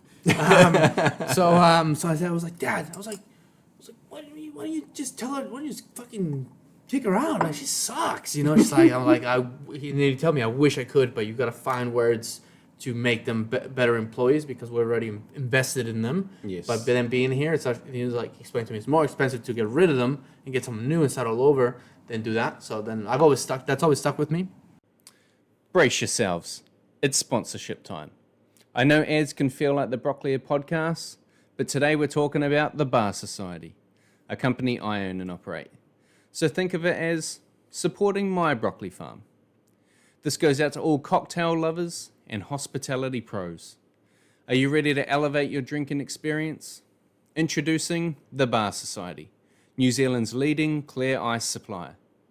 Whether you're stirring down a classic old-fashioned or crafting the perfect gin and tonic, there's no substitute for crystal clear ice. Not only does our ice look stunning, but it also melts slower, keeping your drinks colder and your flavors perfectly balanced. From home bartenders to high-end establishments, the Bar Society's here to bring your beverages to the next level. Order today and see why we're trusted by the best bars and restaurants in New Zealand. Visit thebarsociety.co.nz and let us transform your drinks. The Bar Society. Elevate your drinking experience. So you also learnt some business management Yeah, skills on top of Hospo. Yeah. And my dad's actually been an entrepreneur forever. He's Yeah. always, till this day now, run his own businesses. Like, if they're like startups that like he kind of sells or like, flips cars, like breeds dogs, like he does all sorts of things. But he's like your classic Mexican, bro. Like he just, something's broken, bro, he just pull up tape from behind his pocket, bro. I'm like, all right, this is sweet, So I learned a lot, like accidentally I learned a lot from him without even paying attention. Like I really do wish, looking back, I'm like, man, I wish I could, if I could have one more shift in that, like my mom, my dad, my aunt, rest her soul, bro, she passed away. My brother, like we were all like, it was a time that we were all together. Like Yeah. now my parents live in Mexico. I live in New Zealand. I got 2 kids. I got an Aussie wife. I'm not fucking going back there. I'm fucked. I'm here, bro. My brother lives in Boston still. So this is in Boston. Okay, yeah. My sister's studying in Sydney. So we're just all everywhere, you know? So like to look back and be like, shit, I'm doing what I was doing then now, but then I was like not getting paid for it, but the amount of work I did is paid for itself now. You know what I mean? Yeah. So like maybe I was getting fucking paid peanuts, but yeah. So Hey man, more is caught than taught Yeah. in family, and it sounds like you caught no, a it's lot good. of a career. Yeah, for essentially. sure. Yeah. A career and a passion. Yeah. Or a passion and a career, I'd say, because like I do love what I do. I do love like mixing drinks and giving somebody a drink where like how much goes into like just doing that, Yeah. Like that's such an easy movement and Yeah. such an easy like process, and like someone might just grab it and be like, "So, shit, bro." Yeah. You know, and that's it. You know, fuck. You know, like I wonder if they're gonna taste it. You know, like, but yeah, to me, it's more like, yeah, everything that goes behind the scenes. Yeah. You know, the mixology side of things. You know, and a lot of what I've realized a lot now that I'm doing so much things in large volume, a lot of clients will be like, "Oh, you use pre-batch?" And I go, "I batch everything before I get here because if you got a crowd of people, I'm not gonna bring, you know, six here's bottles, my lime juice, here's my tequila. 6 bottles of this, 6 bottles, you know, like 6 bottles for each cocktail." It's like, "Oh, I thought you were making everything fresh." It's like, I do make everything fresh, but I do it off-site because if I was to do it here, I'd make a mess of your kitchen or your space. Yeah. They're like, "Oh, okay." So to me, it's like the mixology side is coming behind the bar or off the bar, you know? Yeah. And if I'm able to give you this beautiful drink here in front of you without you being able to see, you know, if you just seeing, "Oh, yeah, gimlet," boom, then people like lose, you know, the like, oh. The illusion Yeah, gets illusion, broken. exactly. Yeah. I think that's maybe older people now. I think it might be it's starting to be a little bit better, Yeah. but then it's also the word pre-batch has such a bad. There's a weird vibe around it. I think Someone says in pre-batch espresso martini, and it tastes like sugar and dick. Yeah. Then in coffee, then that's why. yeah. I think there is a little bit of like, because batching cocktails, to be fair, I started doing it in Melbourne, you know, maybe 7 years ago. I learnt that from the crew from Dante in New York. One of the dudes that owns it used to work for the company that I was working for when I finished up in Melbourne. And I did an event with them, and I was like, they have like 50 cocktails on their menu, or as they were telling me. And I was like, how do you keep that rolling? Yeah. And they're also turning covers real quick. Yeah. And I was like, how do you keep that rolling? And they pretty much taught me that you batch everything. Before service even starts, you've already mixed your Negroni. And all you have to do is stir it down, and you give the customer some theatre, and then you pour it out, and you can make sure there's consistent, so then the customers keep coming back. And so that's where I learnt about pre-batching from people that were in a high-end, world-renowned establishment. How'd you get in contact with them? Well, they had a relationship with the company that I was working for, Rockpool, Yeah. and we did a pop-up. We did a Rockpool Dante collaboration, and I was on the bar with the two owners, and then there was a second bar set up that I had another two of the bar managers from our company and the rest of their crew, and we were just doing drinks for an event because Rockpool had just joined with another company, and it was a big sort of celebration. Let's get people around and things like this. And one of the guys from Dante, he was the last bar manager of the restaurant that I was the bar manager at that had changed the cocktail menu, because they put like a kind of like a freeze on changing the menu because he did really well.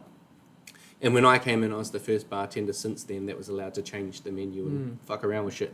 And so I just took that opportunity, like, let's pick their brain. Yeah. I'm on the bar with them all night. We're making their drinks. What questions can I ask, and how can I figure shit out? And we started talking about things like milk punches and, you know, the effectiveness of those. Back then. Way back then. Yeah, and nice. so that's when I started, like, all right, cool, I've got a plan for a milk punch that I'm going to chuck on. And we had partnerships with other companies. Have you ever drunk Baijiao? It's a Chinese sorghum spirit. Did Hancock just pick it up? I have no idea. I'm not too up to play with that. But it's like sorghum, which is kind of like a type of grass. And they distill that, and it's like, you know, 55%. But businessmen drink it. Whenever they do a business deal, they have these shot glasses that are tiny, like 10 mils. And they do shots of it. And after you finish the bottle, you always bring a bottle as a gift for the other person. And so they gift each other a bottle, and then they pretty much sit there and smash the whole bottle, and then they do their business deal. Fucking hell. And I'm like, that's a great way of doing That's it. it, yeah. The smell of it is kind of like, I liken it to like a blueberry bubble gum, like a Hubba Bubba. I think I know what you're talking about. I think I've had it. It's really strong. Really strong. Yeah, and yeah, it does yeah. not taste anything like bubble gum. Like, Like, it tastes like ethanol. yeah, that's it. And so, like, I had an idea to do a milk punch with that, because I was like, I want to soften that flavour, but we've got so much stock of it because we collabed with them for like the Australian Tennis Open and things like this. But like, yeah, just with these Dante guys, I just started learning shit while I was there, and then implemented that in the bar. And so pre-batching, I guess, did have like a dirty initial sort of perception. Yeah. But And I definitely think there are bars out there or bartenders out there that do the dirty version. It's, sugar and whatever and a little bit of booze and then see it later. Mix and Yeah. yeah, It's, just if you see anybody doing anything from a tap, it normally means like somebody mixed it. You're hoping it's gonna be good. Like you're just hoping it's gonna be good. You know what I mean? Like it might. Tap bars are fucking delicious. Yeah.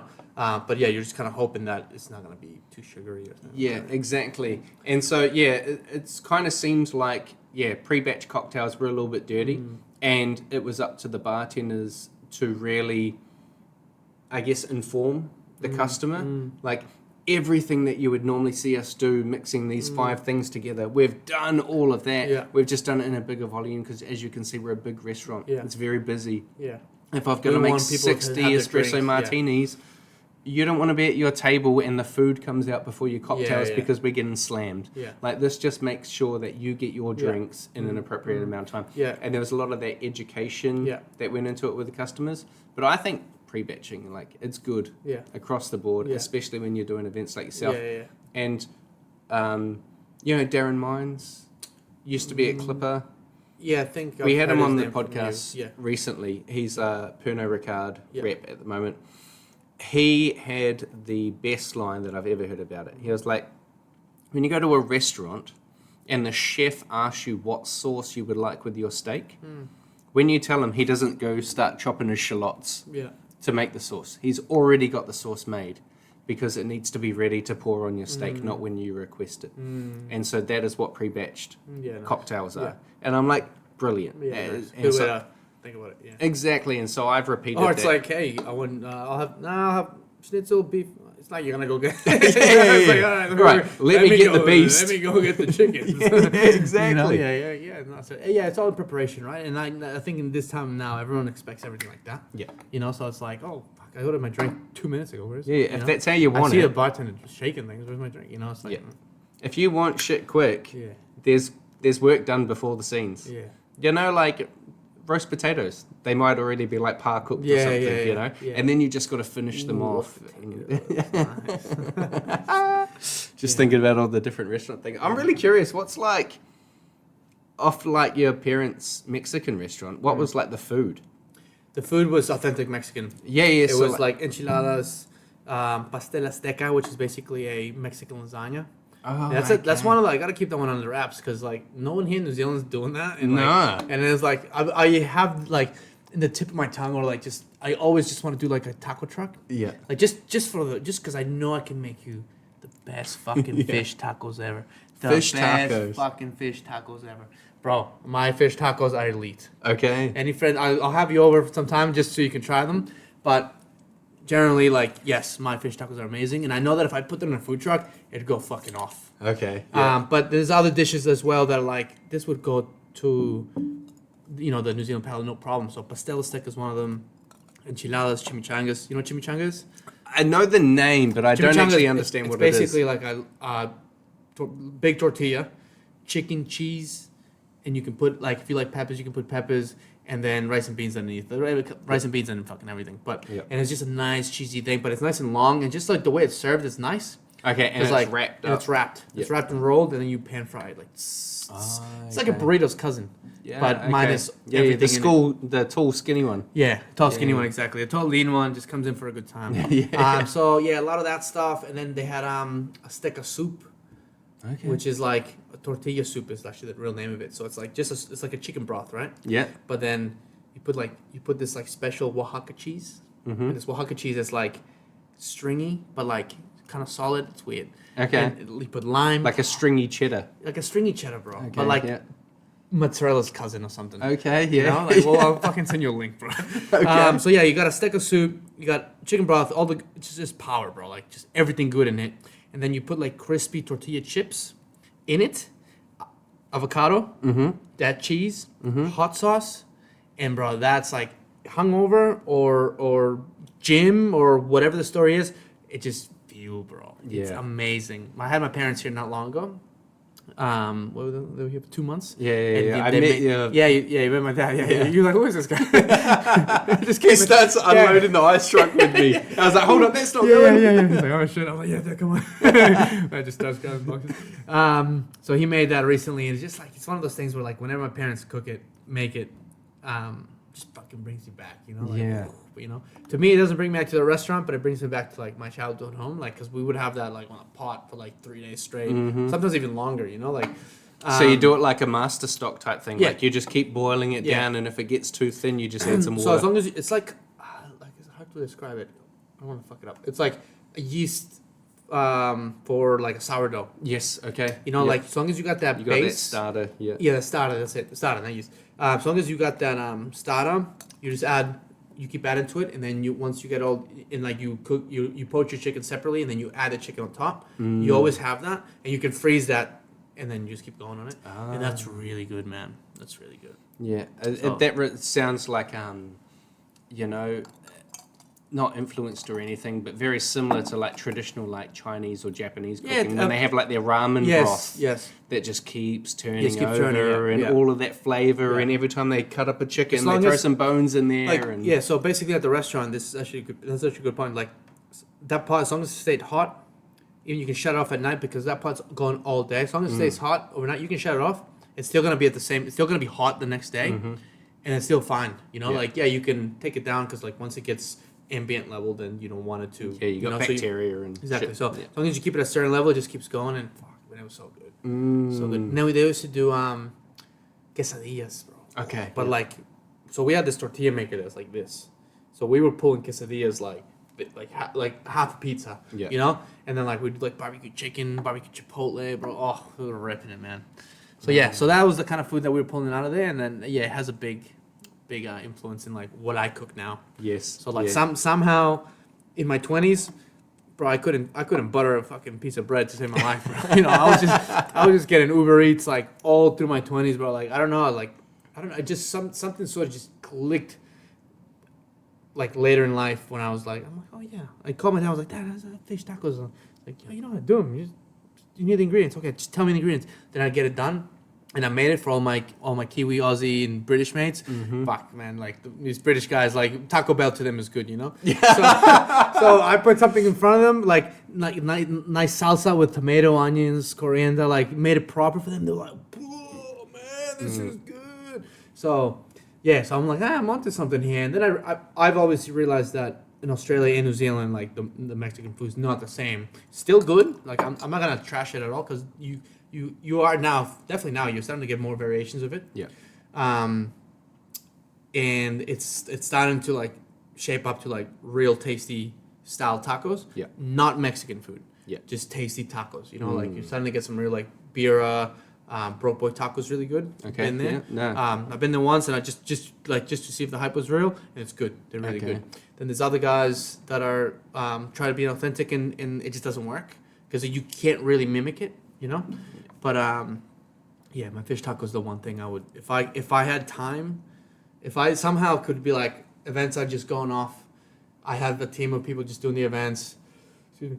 And I could just be like, all right, this is what I'm going to be my food truck. I'm running Koi Marama, bro. I'm just set up right there, bro. You know, set up my taco stand and come right back, bro. You know, not go too far, bro. But I guarantee you it'd sell out, bro.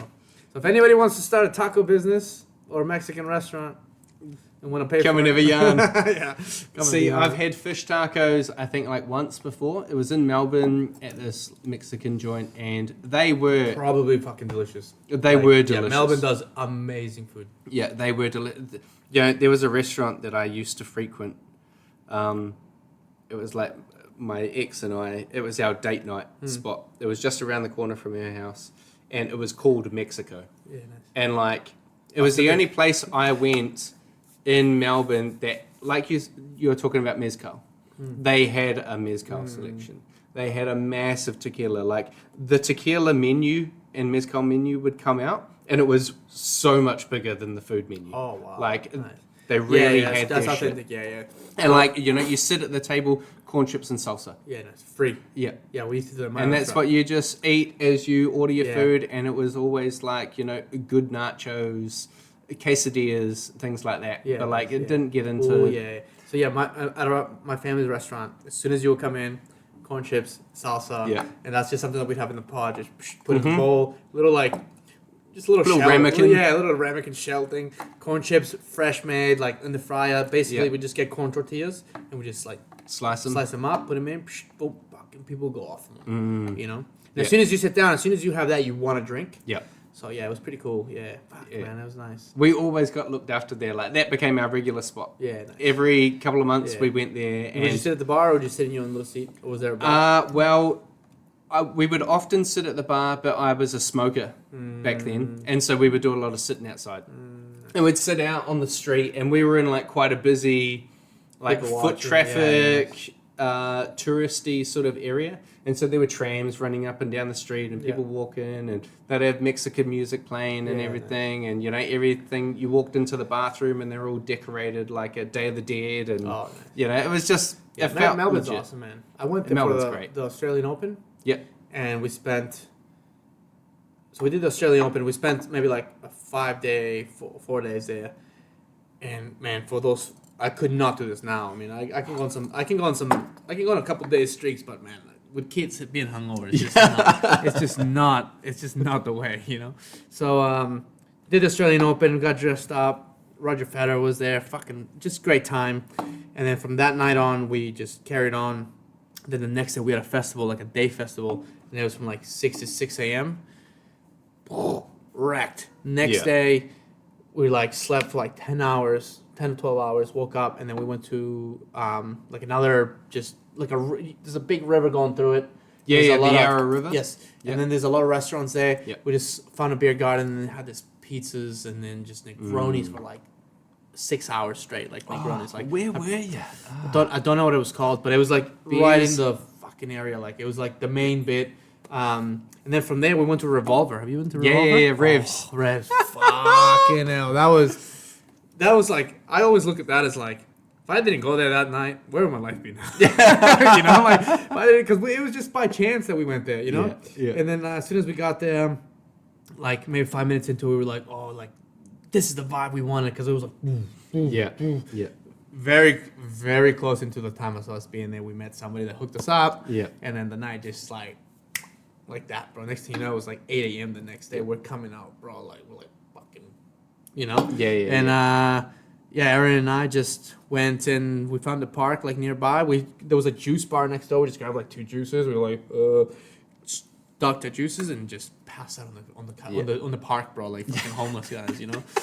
And we fell asleep there for like 2 or 3 hours, and then we were like, wow, Melbourne just like, you know? So I've never been there for longer than 4 days, but those 4 days were like amazing. Yeah. You know? Like, I couldn't even picture doing that now. You know? Yeah. Oh, bro. Yeah, for sure. Yeah. I used to, when I first got to Melbourne, I was bartending at a club about a block down Chapel Street from Revs, and Revs is somewhere we would go after work and like. It's an Indian restaurant during the day. Yeah, and it's amazing. I've eaten really? there, bro. Great food. Yeah, I bet. Great food. Yeah, I remember when we were in there, I was like, damn, there's no, you know, you can't see what time it is or nothing, you know, it's like shit. Well, like, they would shut it down, so they had the 2 rooms. They had the room that had the bar that looked like it was behind a cage, and that was like the main room where the kitchen is, where they'd have the Indian restaurant, and then they had this like doof room. Yeah. And it had like a little bit of a stage in there. And so when it gets to like 5 a.m., they would usher you into that room and get everyone out of the other room, clean that, and then at like sort of 8, 9 p.m. they usher everyone back into the other room and they clean that room because it's open non-stop from Thursday night 10 p.m. till 9 a.m. Monday morning. And so there used to be an old rule in the really big clubs in Melbourne, you used to be able to earn or buy a medallion. And a medallion would get you free entry and X amount of free drinks while you were there for a session. And so like for Revolver, I may be wrong in this, but from memory, a medallion was 10 grand, and you could buy it, or you could earn one from being there from the time it opened to the time it shut. 10 grand? 10 grand for a medallion. And that would give you, it kind of gave you exclusive status within the Melbourne nightclub underworld. Yeah, wow. And so there was a bar that I used to hit up called Tramp on King Street, sorry. Yeah. And there was a session that we always used to do, which was jungle. So it was like 6 a.m. Sunday morning to 2 p.m. Sunday afternoon. And you would already be having a pretty good night. You go in there like, oh, man. But bro, like anytime you get there, the line's like 3-4 hours long. Yeah, wow. And so the medallion would help you skip all of that. And you just, hey, sup? Yeah, right. Sweet as. Yeah, you're convenient. Yeah, man, lines suck. Yeah. But I mean, like, it was good working in the industry because one of the dudes that I worked with, he was a bartender at Tramp. And so he would just get us in as he was going to work. And we're like, sweet as, skip the line, get in there. And they always did want to encourage Hospo people coming in. Yeah, right. They're like, look, they Hospo know they can work drink. hard. They know they can drink. And they finish at ridiculous hours. Yeah. And we're open those ridiculous hours. So let's bring them in. Let's be hospitable. For them, it's like that nice sweet spot. Like, it's just so good. Because when you finish a shift, to go home and just be like, or like put something on, or like try to relax. Like back then, I just rip a bong until my eye popped out. You know, it's like there's nothing I could do, bro. You know, like it's just like it's like 3 in the morning, 4 in the morning, and I'm just like wide awake. I'm just thinking of like all these people that were like either fucking dicks or hot chicks or you know, a combination, or you know, like I'm just like sitting there like buzzing. That's in Sydney I had a really good time with that because I worked at a really busy venue where everything was, we shut at 2, but we had drinks afterwards until 3 or 4, and then I lived right around the corner. I lived like the venue was here in Bondi Beach. I lived right around the corner on Hall Street, top floor. I could see my work. I could see the beach. So I was like, whenever we had kick-ons, I was like, I'd take the whole staff. Hey, anybody wants to come to my house. And then everyone just wind down. Sometimes people would pass out and then go to shift the next day. And then sometimes I'd pass out and I'd be like, bro, can you take my shift? You know, like, he was like, oh, bro, I don't start till 12. I'm like, bro, then just switch with me. I'll start till 12. Be like, all right. You know, like, oh, man, it was good times. You could always try and coax someone into it. We had a rule. And I was a manager too, so I was just like, come on, bro. I'll hook you up with some hours down the line, you know? Oh, shit. We had a rule in one of... Cheers, bro. This is fucking... I got some Budweiser after this one. Yeah, hard out. We've already finished that bottle. Yeah, nice. This is good. I mean, we're only an hour and a half in, so we can keep going. Yeah, cool. We had a rule at one of these bars that I was working at. It was the first ever, like, good cocktail bar that I got into. And my boss his name was Disco Dave. Disco Dave. And we were just like, Disco. Bro, Disco Dave, absolute GC. Yeah. Like, he was a good cunt. And his rule was, don't rack it up if you can't back it up. Yeah. And so that was it. It doesn't matter how much fun you want to have after work. The rule is you always come to work on time and you work hard. Yeah. And that was it. And so we would have some sessions, like we would finish work, and he always had this little, like, we did a lot of group events. And, you know, when people, they would buy like a beverage package and a food package, and X amount of drinks would be given per person, X amount of food per person. And they would never ever hit what they've purchased. Oh, you know? right, Unless they went for the yeah. lowest rank, they would maybe sometimes hit Yeah. it. But when you have a company that's like, we've got 100 people coming and we're going to do 5 drinks per person, and majority of the people have 2 to 3 drinks, you know, because they don't want to get... That's your odd guys that make like, oh, these guys will have 4 in the first hour, but then after that they kind of slow down. Yeah, exactly. And like in that corporate, like it was all corporate businesses, in that setting, no one really wants to get too drunk and embarrass themselves in front of people, or, you know, risk getting kicked out for being drunk and disorderly and things like this. And so there was always sort of cash left over, and he kind of had a little, you know, maybe not by the book, or super, you know. I've had some similar stories like that myself in that extent. Yeah. Like, because sometimes people just pay the cash bar. Yeah. Like, hey, your bar tab is, you know, $500 over, or you got $500 to spend. Blah blah, and then they're like, oh, just put it all down and whatever, and then people forget, you know. People forget, exactly. And so like, whenever, like, as I ended up running that venue after he had left, and he kind of showed me the ropes of how he did things, and it was always like, you know, there's like a case of tequila, and his tequila of choice was always like KA 23, and so there was always like a case of that, or like a keg. Oh, of beer. Kaya 23? Yeah, Oh, I love it, man. delicious. Oh my god, I love it. He was a big tequila Who person. serves that He here? got me into it.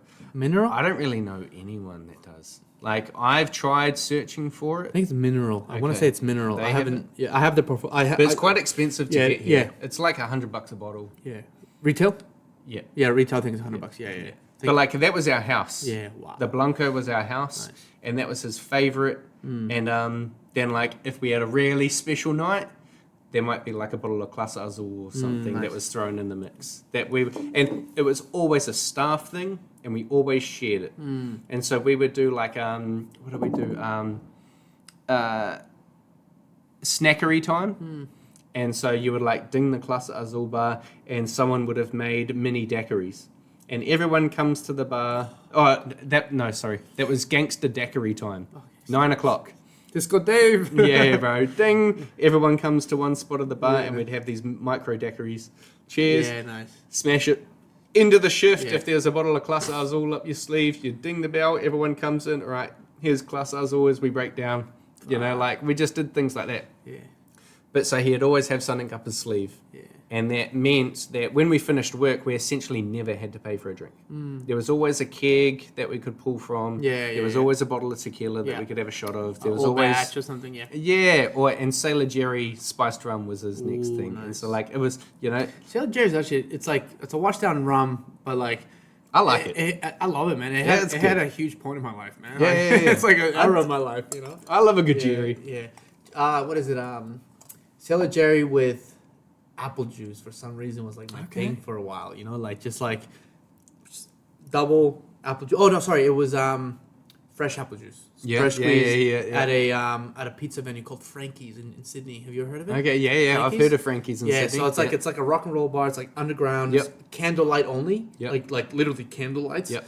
And there's like a live band corner where like karaoke, where like let's say you go, they have the full band like a 5-piece, and you want to do whatever song, Yeah. they'll play it, and you got to sing it with a band. It's just epic vibes, man. Yeah. And they just have an apple juice. So they do whiskey, and apple.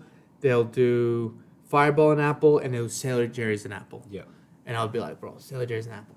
Just down it, bro. It's like, good for you, bro. You got an apple in you, man. Yeah. Like, yes, man, you're going to keep going. And the pizzas were some of the best. Yeah. And, like, maybe it's one of those venues where, like, if you go there sober, or, like, if you're there, like, randomly, maybe it's not the best pizza in the world, but it really is really good fucking pizza. Yeah, Yeah, it is very much, like, a late night eats type of place, but it's open from, like, let's say, like, 9 to 4 a.m. Yeah. I've been there once. Yeah, Frank. And that was, downstairs. yeah. Yeah, nice. Yeah, that was after I went and saw Wu-Tang Ooh. at the Sydney Opera House, 25-year anniversary of 36 Chambers.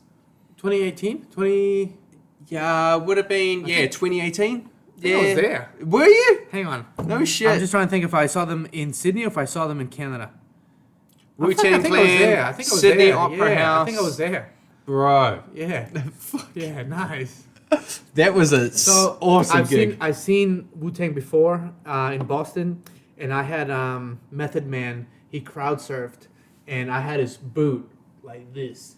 Like, so he crowd surfed, and that was in the beginning. It was like a small room. It was like maybe 100, maybe 90 to 80. You know, like not fully packed, but it was small. And they jumped in. It wasn't a full Wu-Tang Clan, but he was there. And he jumped and crowd surfed, and I was the first fucking asshole that caught his foot, and I was just like, and I was tripping balls, bro. Tripped my ass off. I had his shoe right here, Air Force One, and I'm looking at him. He's like 6'3", bro. He's like 6'3". he's a big very boy. tall dude. And I'm just like, Method Man. And yeah, that was really cool. That's sick. I think I really was there. I'm just trying to think if it was there or if it was the Canada one, because I was in Canada as well, but I don't know if that was the year. That's cool. But it was a great event. So my partner at the time and we were like just before we were about to fly out after the show. We were on our way to like one of the sister restaurants of the company I work for, and we walked past the Intercontinental Hotel, and in this little sort of like fire escape cutout emergency service room, Capadonna and Young Dirty Bastard are standing in there smoking a blunt. And we were like, oh my God, And you're like, yo. that's Wu-Tang. And like walked up the street and thought, I'm going to run back and say hello. Yeah. If I had my phone right now, I'd be able to show you a photo of me sitting there like, fuck yeah, with the two of them. Like, Shit, I've never had any like crazy celebrity moments like that. That is maybe who have I had that moment with? So Israel Adesanya once. Oh, yeah. And I just kept it really cool. Yeah. Like, yo, what's up, man? I was like, what's up, bro? He's like, yo, what's up? And he just, And like, hey, bro, if you ever want some fucking good tacos, bro, come to me, bro. Hit me up. Fish tacos, baby. You know what I said? I said, if you ever want to try my fish tacos, bro, I'd love to cook you my fish tacos, bro. You come to my place. And he's like, and he looked at me, he's like, oh, you a chef or something? And I was just like, nah, I'm a bartender. He goes, but I'm Mexican. And he's like, oh, all right. Cool. Talk to my manager, Jesse, or whatever his name is. And like that guy was standing next to him. And I was like, hey, fish taco. He's like, fucking beat it, bro. He's like, yeah, fish tacos or something. Yeah, it'd be nice, man. Email us. And I'm like, that's so good, bro. But every time I see him, bro, he's actually one of the guys, Israel Adesanya. So as a business owner, right? Yeah. Israel Adesanya, Post Malone. Those are my two dream clients. Okay. If I could get those two guys to hire me, like, it wouldn't be about like the money, or it wouldn't be about like whatever comes afterwards. I just think it would be so fucking cool to like, like maybe the photo, or maybe I don't get a photo, but just feel like fucking did a job for those guys. Yeah. Like that to me is like a dream job, and I think it's like in events or whatever you want to call it. I think it's good to be able to like have something like that, or like be able to be like, that's my dream. Like, what's your dream? Oh, I want to be $1 million. Oh, that's cool. I want to get fucking hired by Post Malone, and I want to get a fucking photo with him, with me wearing my shirt. Fuck, if Post Malone ever comes to town, which he does, and he does like to party, be like, bro, fucking chuck this shit on, bro. Like, let's have a photo, bro. Yeah. Wear a cocktail guy shit. Like, it's not one of those things that's so out of reach. I wouldn't say it's one of those things where it's like, like, oh, bro, yeah, keep dreaming. I don't think so. I feel like it really does feel like it's achievable. It's achievable. It's like I'm there. Izzy, I've come very close. I bumped into the other time. He pulled up next to me on a Newmarket Road, right in front of Les Mills. He pulled up right next to me. I was right there. He was in his fucking dope ass car, top down. I was in my van, logo. I was like, yo, Izzy. I was like, yo, hire us after this fight. After you win this, after you get that title back, which you didn't. Come fucking hire us. And he's like, oh yeah, cocktail guy. So I've had that. Yeah. He's like, remember my fish tacos? I didn't bother that. I didn't want to confuse him. Fucking guy told me to hire him for fish tacos, but it's this cocktail guy. So I didn't want to confuse him. But so I had that moment with him then, and then just very recently I did an event at Shy Guys. Yeah. And he was a client, and the event he just came in to do the watch. There was a watch event. And he had two of my cocktails, and he knew one of my bartenders that he trains with. Oh yeah. And he was like, "Oh, these are good, blah blah." So like, getting close, bro. Close. Pretty soon you'll see it, man. I'll definitely use your ice. Oh, bro. For sure. Yeah, hey, bro. If you were ever gonna like, I would also love to make ice for an event. Yeah, for like Izzy. that. Yeah, nice. Or like anyone at City Kickboxing, really. Yeah, like nice. Carlos. If Kai's having a Dan birthday, Hooker, like Kai. yeah, that's like, true, bro. If 1 minute fights wants to fucking have some drinks afterwards, that's what and I'm I'm like, saying. yeah, bro, I'll stamp this shit. There you go, Dan. Like, if someone can get me in with Dan and be like, hey, bro, I'll just bring my kegerator, bro, and I'll just pull pints for these guys for free, bro. Like, who wouldn't want a pint after getting whacked in the head? Yeah, exactly. After going hard for a minute in the backyard. Internet, do your thing. Put it out there for please. us, yeah, we'll get some ice in there. We'll do some fucking tap cocktails, bro, whatever, bro. We'll get the ice in there. I would love to do something for them. Yeah. And I'd also love to have like a conversation with them on the podcast. Because you and I remember rocking up to your place one day and you like had the UFC on in the background. And I'm like, oh, bro, you do exactly what I do. When I was making cocktails or like packing boxes or something, I'd have the UFC going. It's just, sometimes I love it. So on a Sunday, I'll have to, if there's a pay-per-view that's just killer, I'll be like, I'll tell my missus, like, hey, UFC on, I'll give it 3 weeks in advance. Because for me, that's the one thing. Like, I don't go out for sporting events. Yeah. I don't go off to like watch the rugby at the pub. Like, if everyone's there and I have the time and it's okay, I'll go watch. But don't really follow it too much. So to me, it doesn't really matter. But UFC is like I'm die hard. Yeah. Since I can remember, like since like Chuck Liddell, Dan Henderson, like Spider Silva, since all that shit started, like I've been since then. So whenever I have a big one, I definitely coordinated with my missus and say, hey, I'm gonna go to my mate's Alex. We're gonna get hammered on a Sunday, daytime. I'm gonna need you to pick me up. Cool, as long as I book it in. But whenever it's like a really good fight night, and it's like, oh shit, I didn't know that was coming up. I just put it. I'm like, oh, I gotta go work in the garage. I'll just start tidying up, you know. But, see, Amanda's great. Like when we first started dating, I was like, cool, this is my like normal week. Every Sunday I watch the UFC. nice. That's it. Yeah. Like, I don't mind adjusting work hours or taking a day off so we can hang out and do something, and Saturday, whatever you want to do. But Sunday, exclusively, that's my day. I watch UFC. You're more than welcome to do whatever you want to do, go out, hang out with your friends, or you can hang out with me. Just know that you're going to be watching the UFC with me. Yeah. And so... Get into it as well, you know? Like, 100. Well, she had no understanding. I mean, as... It's hard. Anyone has ever heard before, it's easy to understand the stand-up. It's the ground, the grappling, the BJJ, the wrestling. Storyline. Hard, but that's hard to understand. And so Amanda would always find it boring whenever it got to the ground. Yeah. Like, as soon as it got to the clinch, and then it ended up on the ground, she was like, I just don't know what any of them are doing. Yeah. And like you and I have talked, because you've done BJJ, and I do it as well. And I'm like, I started showing her moves. Yeah. And so like at my parents' place, we're fortunate that they like had a big space that we could like push the couch back, and we had like some foam rubber mats. We rolled them down, and I just started showing her like, this is mount, this is side control, this is north south, this is guard. You know, who's in control in each of these positions, and so she has a fairly good. Okay. It's north. It's full mount. You know, like she has a good basic understanding. She'll be like, oh, he's in half guard. Yeah, he's trying to pull an arm triangle off and needs to transition, you know? I think when it comes to BJ or Muay Thai kickboxing, whatever it is, if you ever do it, even the one time for a full hour in a real scenario, you will forever feel like, I don't know what the word is. You appreciate it. Yeah, you always appreciate it because, like, when you do BJ and like you got someone's fucking stomach, guts, their fucking sweaty back, everything on you, and you're like, this sucks. Yeah. There's nothing I can do about it. I'm fucked. Yeah. Or when you're like, you're sparring with someone and they're like, this guy's just so fast. I'm like, I'm just trying to get some cardio in today. You know, like this guy's had a bad day. I haven't. You know, like it's just like it just brings you back to those moments. Like, I think for sure. I think everybody should at least try it once. In one point in their life, even if it's just like one class or like a free trial, they'll just do it to like see what it's like, you know. And maybe you're not a UFC fan, but you want to see what that's like, you know. And it doesn't, not even UFC in a whole, just MMA. You know, like I've never done MMA. Have you done MMA? I was way back when I used to train full time. Yeah.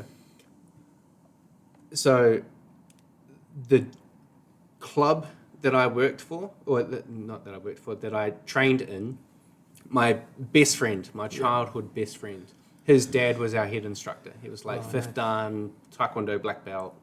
And when we first started doing BJJ, as far as I'm aware, there wasn't any New Zealand black belts. Wow. And so he was literally, my mate's dad was literally like watching shit on YouTube and watching tutorials. And then we would go learn it in class, and he would teach it.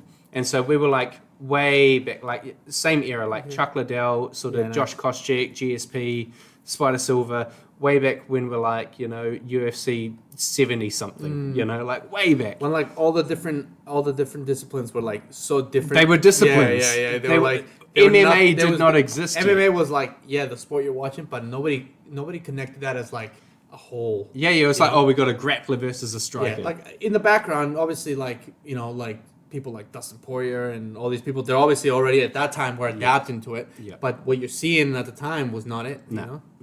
And so like that's the sort of era that we really got into it. And then they, like my mate and his family, they left Taupo and they moved to Hamilton, and I was still in Taupo.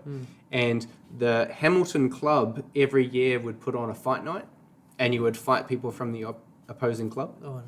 And every year? Every year. Oh, they said every month. No, every year. There was like one big fight night, and there was like 5 fighters from each of like the 4 clubs that would get matched up together, and you go do a fight. And it was called Fight Night. And I was lined up to fight my best mate, Sean. And we were so fucking excited about it. way. Because we had been like, bro, you know, we used to like sit at each other's Yeah. houses and watch Yeah, it, and yeah. we'd been learning this stuff. And How old were you? oh, we would have been like 14, Fuck. 15. Fuck. Like, That's nice. bro, we were so excited. And Sean, fortunately, had already fought in a fight night before against one of the Hamilton guys. Yeah. So he already came in with a little bit more experience than I was. And we were both training for it. And then about 2 months before the event, they cancelled it for reasons I can't even really remember why.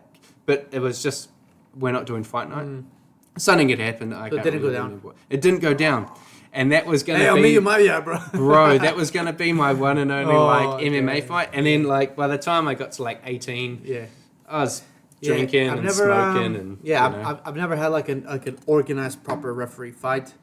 I've had like a lot of sparring sessions with like times, but like it's been more like Yeah. touch go, and then it's like okay 60%, and then you go to 80.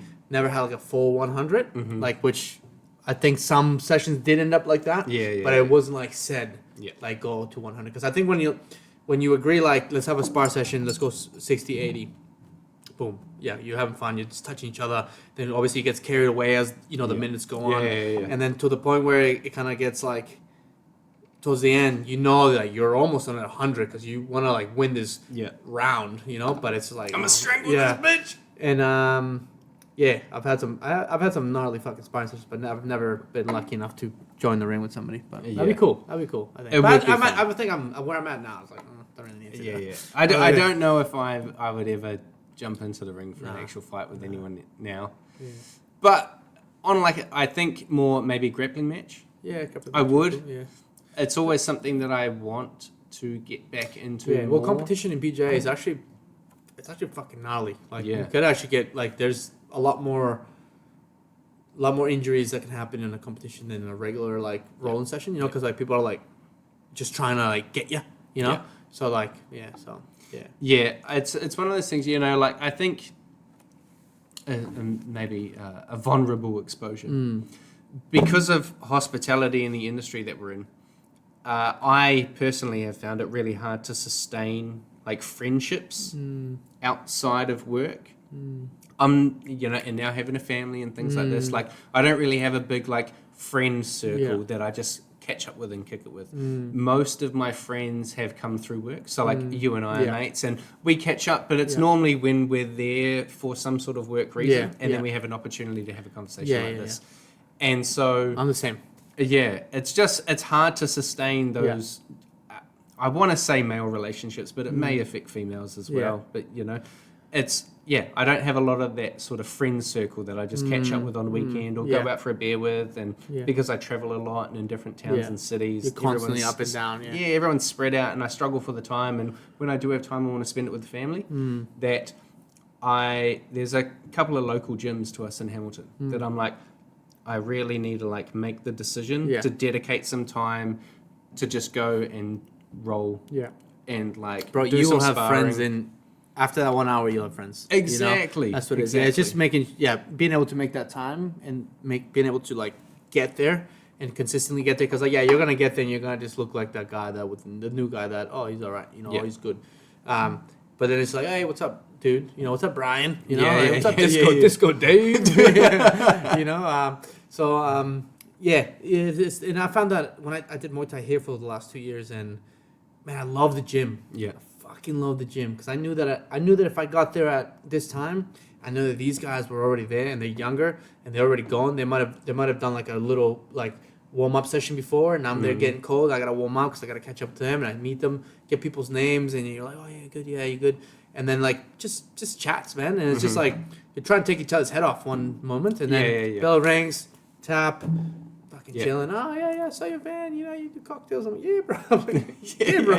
Like, you like taking heads off, So yeah, it is a really good community, and I do want to push BJ on my son, both of them. I got two boys. Amanda and I have agreed that's Yeah. exactly what I Xander's getting into. said BJ might be A good transition after gymnastics. Yeah, the first Yeah. thing I want to do with him, I'm like, hey, look, this is actually going to be mandatory.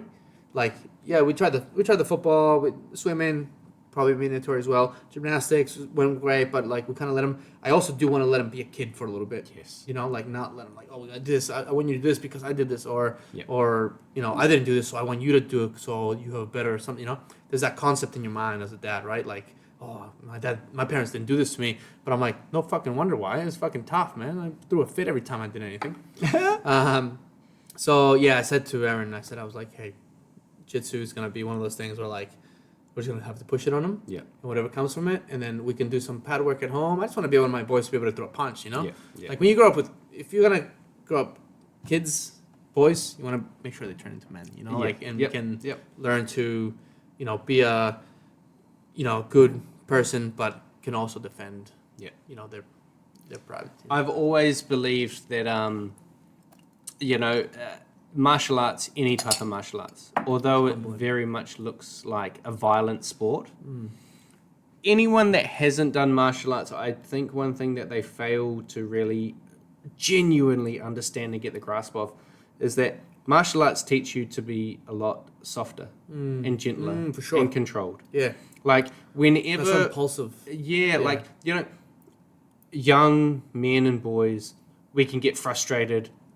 Sometimes we don't know how to deal with our own frustration. Yeah. And we might throw something or hit someone else or something like that. Whereas when I was in martial arts, we were always told, if you fight outside of this club, you're out of the club. Yeah. Like these are our rules. Yeah. You're going to learn how to fight and control yourself here. Yeah. But if you just start fights at school, Yeah. like, sorry, Yeah. we're not We're going not to be a teaching part you- of teaching you more of that. Yeah. We're teaching you how to be controlled. Yeah. And you know, How to Jordan defend Peterson. yourself in a certain point, and Yeah. if it leads to a fight, then at least you're the person that was in control, you know. 100%. And Jordan Peterson, I've heard him say, like, more on a psychological level, is like, men shouldn't be. They need to be able to Dangerous. be dangerous, I heard that too. but learn how to control it, because that's where the virtue really is. If you're harmless, there's no virtue in being harmless. But if you have the capability of being dangerous and you choose to be harmless, there's a lot of virtue in that, because like- you're showing self-control. It's like you'd rather be a warrior in a garden than a than garden, in a war. Yeah. Yeah. You know, it's like it's just that concept of being able to just, like, God forbid anything ever happened to me, right? And I got my two boys watching over their mother. I want, my oldest will be the man of the house. So Yeah. like you got to make sure that like how much of that can I put into him before he gets, maybe washed down with like, oh, you got to be gentle. This, because right now all I'm teaching him is gentle hands, gentle hands, gentle hands. You're having some big feelings Yeah, right now. Yeah, look, I see how you feel. Sometimes I talk to him. I'm like, now look, like, I understand you're upset. You did this, blah blah blah. Can you tell me why? And you look at me and be like, I'm like, oh my god, I'm not cracking into him. Nah. That's another thing too. Like, you look at them like, oh man, I want them to do everything I've done, but like one ear out the other. Yeah, and I yeah, feel yeah. that. I was like, shit, that was me, man. I used to look at my parents and be like, Yeah. That's No, cool. I've always I've spoken to a couple of people that have maybe had a military background or a really rough. hello, Whee, here we go, King of Beer. Little treat from Hancock's. So Love it. Hancock's is now supplying Budweiser. Oh, I love it. So Shout they out. just sent me a little case. Easy. Cool. Cheers, bro. Where's my butt? Appreciate it. Yeah, cheers, brother. Oh, that's nice. No, yeah, I firmly believe that it's there's a lot of virtue and a lot of help in teaching young men and boys to control themselves and control someone else, even if they have to protect someone else. Like also, BJJ, you don't necessarily have to be strangling someone. Yeah. Just control them. Yeah. Just Exactly. stop them from hurting themselves Yeah. or anyone else. You know. Yeah. And it's. I think I got to the point where I knew I was like, when you get a good move and like you just do that move constantly, and you're like, you always just in your mind, you're just like, how can I get there? How can I get there? And like it never. Sometimes like 9 out of 10 times it doesn't work, but that one time it does. Like I knew I got here the way I did. Yeah. And then I have them, and then it's like the run's over, and that's it. Like it's like the small win on like the discipline on how to get there is good. Good and good for you, and it's also good to be humbled by somebody that like you might see him pull up and he's got glasses. Not that it has anything to do with it, but he's got glasses. Like, it was like, oh, it's nerdy or something. You know what I mean? Like, because you have that mindset. You have that, like, make an instant judgment of someone. Instant judgment of, like, oh, you're like a new guy here. Like, oh, he looks a little chubby, you know? And then you got him on, you're like, fuck. You know?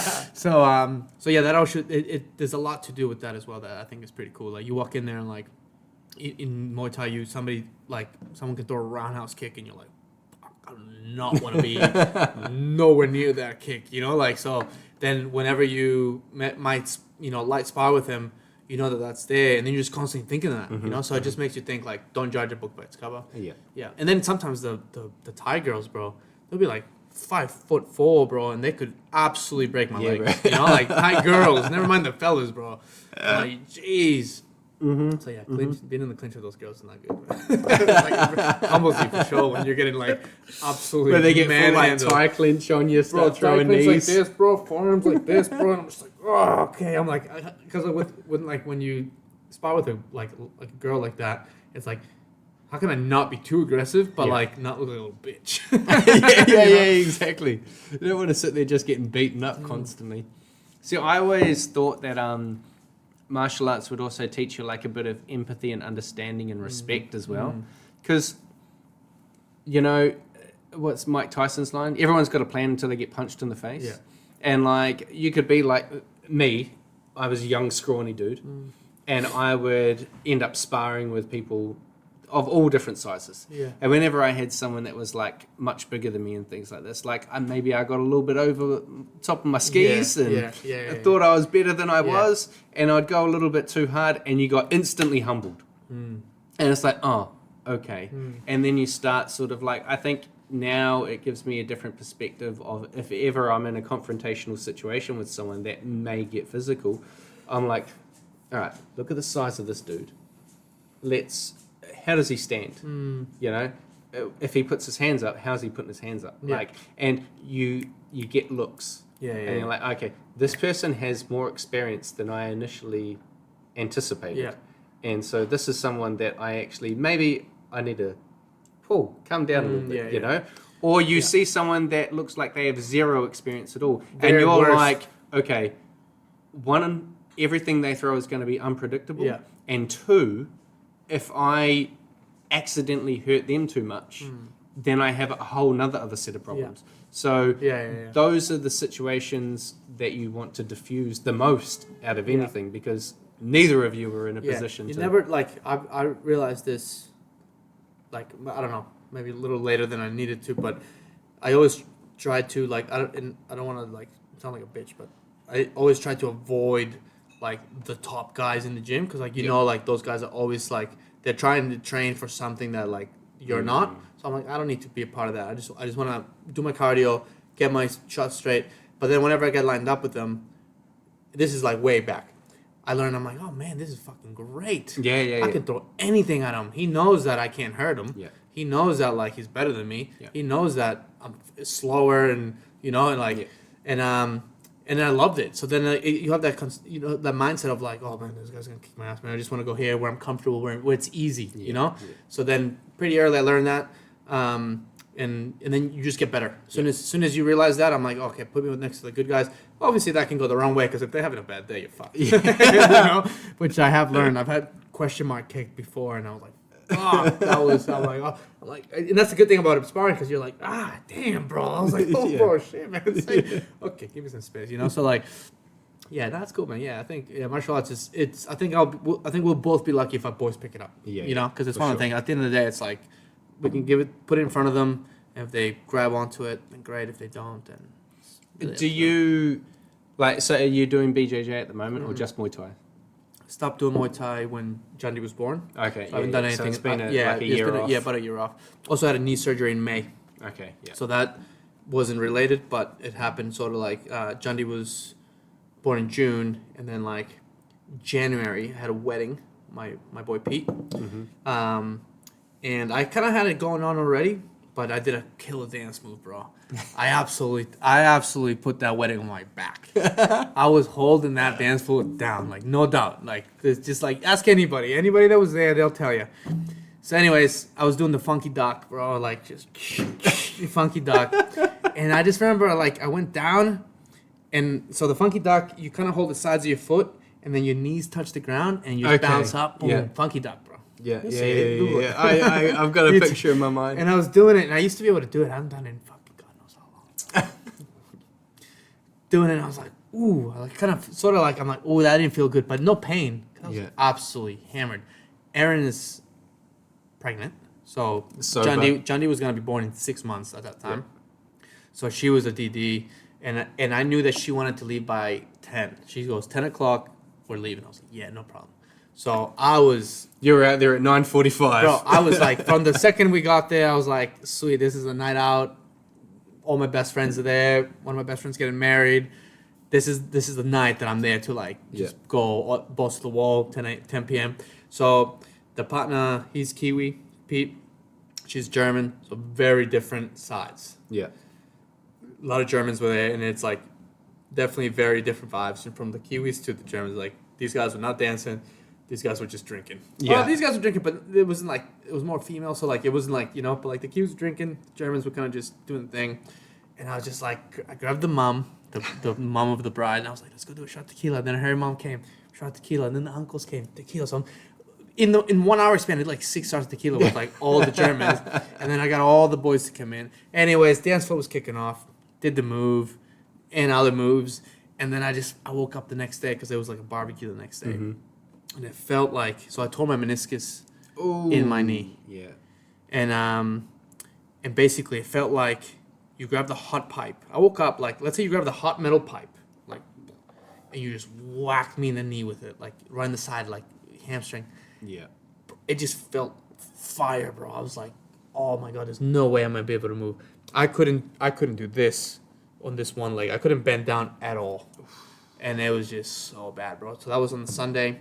Monday was worse. Tuesday was worse. Then Wednesday I went to see a doctor. He's like, yeah, it's like you ripped your meniscus. So then that's kind of what extended, like, the no Muay Thai thing. But I did pretty much Muay Thai for the last, 2 years before that. Yeah. And that was good. That was lovely. And I've done it before, but just breaking it out between traveling and moving overseas and all that. But Yeah. So I've kind of always been doing something, you know, Doing like something. boxing for a while or so. But, When you get your boys into jiu-jitsu, would you go along and train with them? I think so. Yeah. So I'm hoping to be able to start that soon, because now there's probably maybe a year and a half away. So I think it would be good for him to visually see me doing it. So when I was doing the Muay Thai here, he would pick me up. Him and Aaron would. Yeah. Aaron was really pregnant. And like, he'd see it and he'd be into it, like the gym. And I said, no shoes on the mat. No shoes on the mat. He's like, oh, okay. So he knew when he'd come in, he'd take the shoes off. And he was so little at the time that he just goes in the side and he just watch me, you know? Like, I think that is cool. Like, for me, like, you're planting the seed. Yeah, planting the seed, and if it grows, it grows. If it doesn't, it doesn't. Yeah. And you know, maybe we did that maybe picked me up 2 or 3 times, like, not many times, but because at that time Erin was really pregnant, so I was at a point where, like, I had to stop going as well because she couldn't even, like, chase after you know, a 2-year-old. So yeah, I think that's gonna be important. Them picking you up, dropping you off, or seeing the connection that, like, oh, Daddy's doing it, oh, I'm doing it too, you know. So yeah, I totally agree. Amanda and I had a conversation because she was like, she would like to go along and actually get some professional, you know, sort of instruction rather than me rolling around with her on the floor showing her this is mount, you don't want to this cook guard. that tonight. Yeah, nachos. That's what we're having, baby. When I was in the original club I was in Taupo, I started at like 7 and trained up until about 17, 18. Oh, nice, bro. And so I was there for a very long time. Did you get any stripes? You know, this is... gi or no gi? So jiu-jitsu was gi and no gi. Because at that time when we were doing it, like, we're sort of... we're like 2004, 2005, like quite early on in the piece. Wasn't really well known. Gracie Jiu-Jitsu was really the biggest thing, and 10th Planet had just started getting some notoriety for no-gi. I was always fascinated by 10th Planet and the no-gi style because that was more MMA focused, whereas gi was very traditional. And a lot of, like, you know... I've never done gi, ever. Never? See, and you get a lot of, like, you know, arm drags and, like, cross collar chokes and things like this. And, like, you know, pretty much it's arm bar, collar choke from the top and triangles, Yeah. and that's kind of, you know, throwing a couple of kimuras and Yeah. things like that. Whereas no-gi just seemed a lot more, Versatile to everything. yeah, Because you don't see a versatile lot is a of good leg word. blocks in gi. No, exactly, and like a lot of the gi 'Cause you dudes can't get away stayed from, away. like, this, Yeah, you know, like- exactly, and it was like John Donoghue that really kicked off the leg lock sort Yeah. of game and playing with that half of the body. But like when I was doing that, I went for my taekwondo. 'Cause I started with taekwondo, transitioned into BJJ, and did both of them for a period of time. So you had a good base. Yeah. I had a break off taekwondo where I like went to boarding school and there wasn't a gym around and I couldn't get to and from and everything like this. And so I had a bit of time off and I came back, and this is, you know, when you look back on your life and you like, that is a failure. That is something that I gave up on too early. Yeah. I had my red belt black stripe. I did my black belt grading, and I knew during the grading, as I was doing it, because you had to do all the katas Yeah. and then have a sparring session, and then they'd put you through this whole routine. It's like a 2.5 hour sort of expedition. Wow. I knew that I didn't give it my all. You're kind of like 1 foot out. Yeah. I was already 1 foot out the door. I had already turned 18. I'd started working in a nightclub. I was drinking. I was smoking. I was more interested in So how old girls. were you? 18. Oh, nice. And It's a so, tough age, man. Like at that time, it's like I Yeah. think about that too. Like if I would have stuck with something in those years, because I played basketball, played football, and I did boxing. The boxing was probably my first like combat thing that I was doing. Yeah. It was like 14 onwards where I was like, oh man, I'm good, man. I like this, you know. But if I could have just stayed focused and like ignored a lot of the things that I was doing, Yeah. which was like the funnest time in my life, you know. But that's why, you know, it's like. Yeah. Yeah, man, life changes. You grow and move in different Yeah. directions. And there's like, I got the results back from the grading and I failed. And I didn't get my black belt. And I knew, like, in my heart, I was like, I didn't give it my all. Yeah. I knew I'd kind of given up Yeah. on myself and that discipline at the time. So I never ever got my black belt. But I got right there. Yeah. I got right. And That's- it's always that's still one a thing. lot. Yeah, I mean, I'm happy that I got that far, but it's always one of those things that I look back on. I'm like, fuck.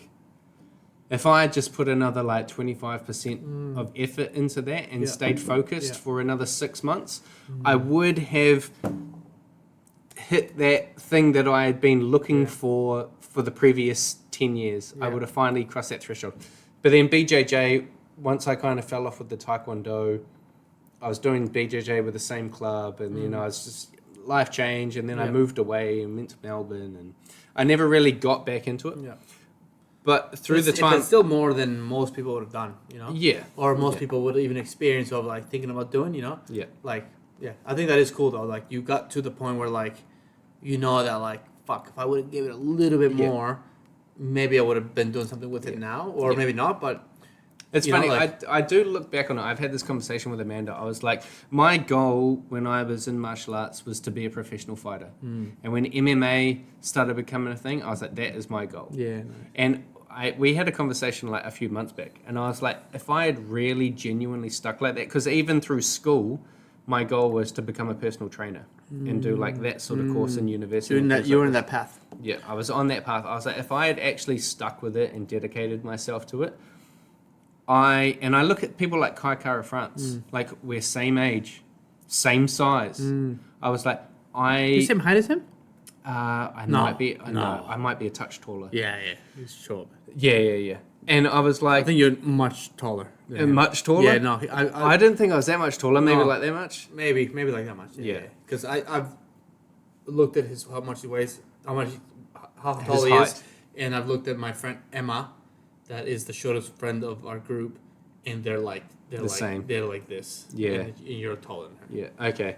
Well, I But always you probably looked weigh at the it- same. Yeah. Probably. Yeah. All this flab, and he's Yeah. got muscle. Yeah. But I always think, like, you know, if I'd really given it my all and kept pursuing that dream, I think I could have made it to something like the UFC. And even if I didn't make it as a fighter, I would have made it as a coach because I really enjoy Yeah, teaching. yeah, yeah. I really love coaching Yeah. and I really love teaching and I love the science and mechanics behind it. Something about it would have led you to something that you love to do. Yeah. Yeah. At the very least. Yeah. If it was a coach, trainer, Yeah. you know, whatever it was at some point. I think- pause and we. Can we do that? Yeah. Go for it, Cool. bro. Yeah. Have a slash. I'll join you. And All we're right. back. And we're back. Yeah. Cheers, bro. But Have you asked Julian to come in? Yes. Yeah, nice. Yeah. Trying to schedule a time. The last time we had, He's busy. He's a busy guy. he is a busy dude. We Yeah. had one scheduled, and one of his staff couldn't attend because he was sick to an event, and Oh, so yeah. Julian had to take over his spot, Oh, nice. and that was sort of Hey, we had to cancel. Yeah. It is what it is. But yeah, anyway, we're starting to push time now. Yeah, nice. We fucking got caught up chatting. So we always finish with a breadcrumb mojito moment. So- Over the time that we've had today, yeah. have you thought of a breadcrumb mojito moment that you'd like to talk about? So like it's pretty much something that we're like I fucked up and I was like I was the guy getting the bucket of ice or something. Yeah, The bucket of steam or something like that. Yeah. The Okay, right-handed hammer. So to left-handed hammer. Yeah. So to compare it to like, because I saw you on PJs where you described your breadcrumb moment. I would say, I don't think I've ever had. I think because I had that beneficial core moment of like working in a restaurant before. I haven't, but I do have a really funny story or no, maybe not funny story, but it's like that moment where like I'm like, oh my god, I'm a fucking idiot. Basically, my dad's restaurant. My parents were moving back to Mexico. They knew they were so they were basically selling the restaurant, and I was in my senior year of high school, and I was 17, maybe 17. Mm-hmm. So I told my friend, hey, my friends selling, like come here. We had fake IDs. So I had all my friends come in for fake IDs. My dad didn't give a shit because he's selling, bro. He's Mexican. He's like, yeah, fuck, as long as we're getting the sales in. So we were in there, like all my friends were in there, and it was just a sick night. It had girls there, like all this, like it just good fucking party. My family restaurant. They made a killing in the bar, and then somehow in school everybody heard about it. Yeah. Not everybody, but like a lot of people, and even some of the older kids. So then the next Saturday, because I knew that I worked Saturdays there, more people came, and my dad was like, he's like, are these guys under or overage? I was like, Dad, like they're all underage. And he's like, all right, we're closing the bar early and we're shutting the doors down. And I was like, but they still gotta pay. And I was like, sweet. He's selling in like I think he was on that 60-day period. Yeah. So anyways, they're ready to go. Oh shit, that was the mic. It's okay. No stress. So they're ready to go. Boom, sold it. And then the same next week, same shit. Okay, Everybody turned up. But this time, I knew that there was people there that they didn't know, and they were looking really dodgy. Mm-hmm. And they were undercover, like, Licensing. Yeah. And there wasn't that many people at that time, but they stopped it. They cut the bar, checked everyone's ID. My dad got a fucking hefty fine. And when it happened, so everybody there, so you know what RSA is? Like, the bar license thing? So I would have got out the window. I could never bartend in the US again or whatever.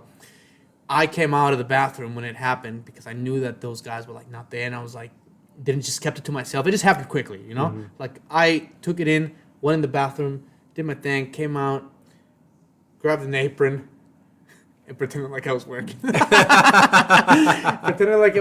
And yeah, that was it, bro. I was just like, it was just like everybody got dung up but me. And everyone had fines. Not a lot of bartenders there, but it was a bit of a Hospo crowd as well. Yeah. So like people, what happened? Did you? And I was like, nah, bro. I went to the bathroom. I didn't tell anybody. Yeah. I just kind of like, something in my head was like, oh, they don't Gut like. feeling. So I just went in the bathroom and like, hey, look, I could have came back. I was still coming back out, but when I came back out, they already kind of like stopped the show. Mm-hmm.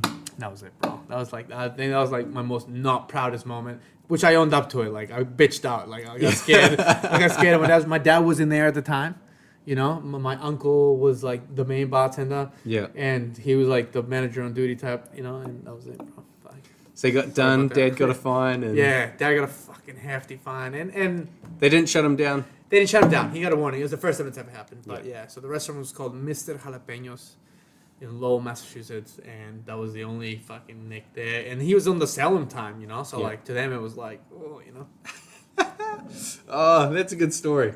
I like that. Yeah. A good throwback. Yeah, good throwback. I always think about that a lot. Like whenever there's like underage kids, I'm like, hey, I don't want to be that. Yeah. Don't repeat my dad's mistakes. Yeah, nice. But yeah, no, this has been a fucking great chat, bro. Man. Fuck yeah. Thank you very much for your time. Brother. Thank you. Thanks for having me. You brought beer and tequila, and you're the first guest to actually bring something along for us to drink. Yeah, this is great. I just didn't look. One, I didn't want to come empty-handed, and two, I don't have Saturdays off, bro. And this is like a year in the making. So I was like, everyone was like, "What are you guys gonna talk about?" I was like, "I don't know. I think I'm just gonna bring some beers and some tequila." And she's like, "Oh, okay. What kind of podcast is it?" I'm like, I don't know. Like, Bro, like, it's honestly, chill. we make it up on the spot. Yeah, nice. Like, That's good. Thanks for having me, what it bro. And honestly, like, I got things coming up in the year that I would love to let people know about. So Yeah. Please have me back when I'm ready to like say it all out. But yeah, thank you very much. Yeah. Thanks. Appreciate it, Always a pleasure, never a chore. That's right. Thank you, my bro. No worries, brother. See you later, everyone. Have a great day. Ciao.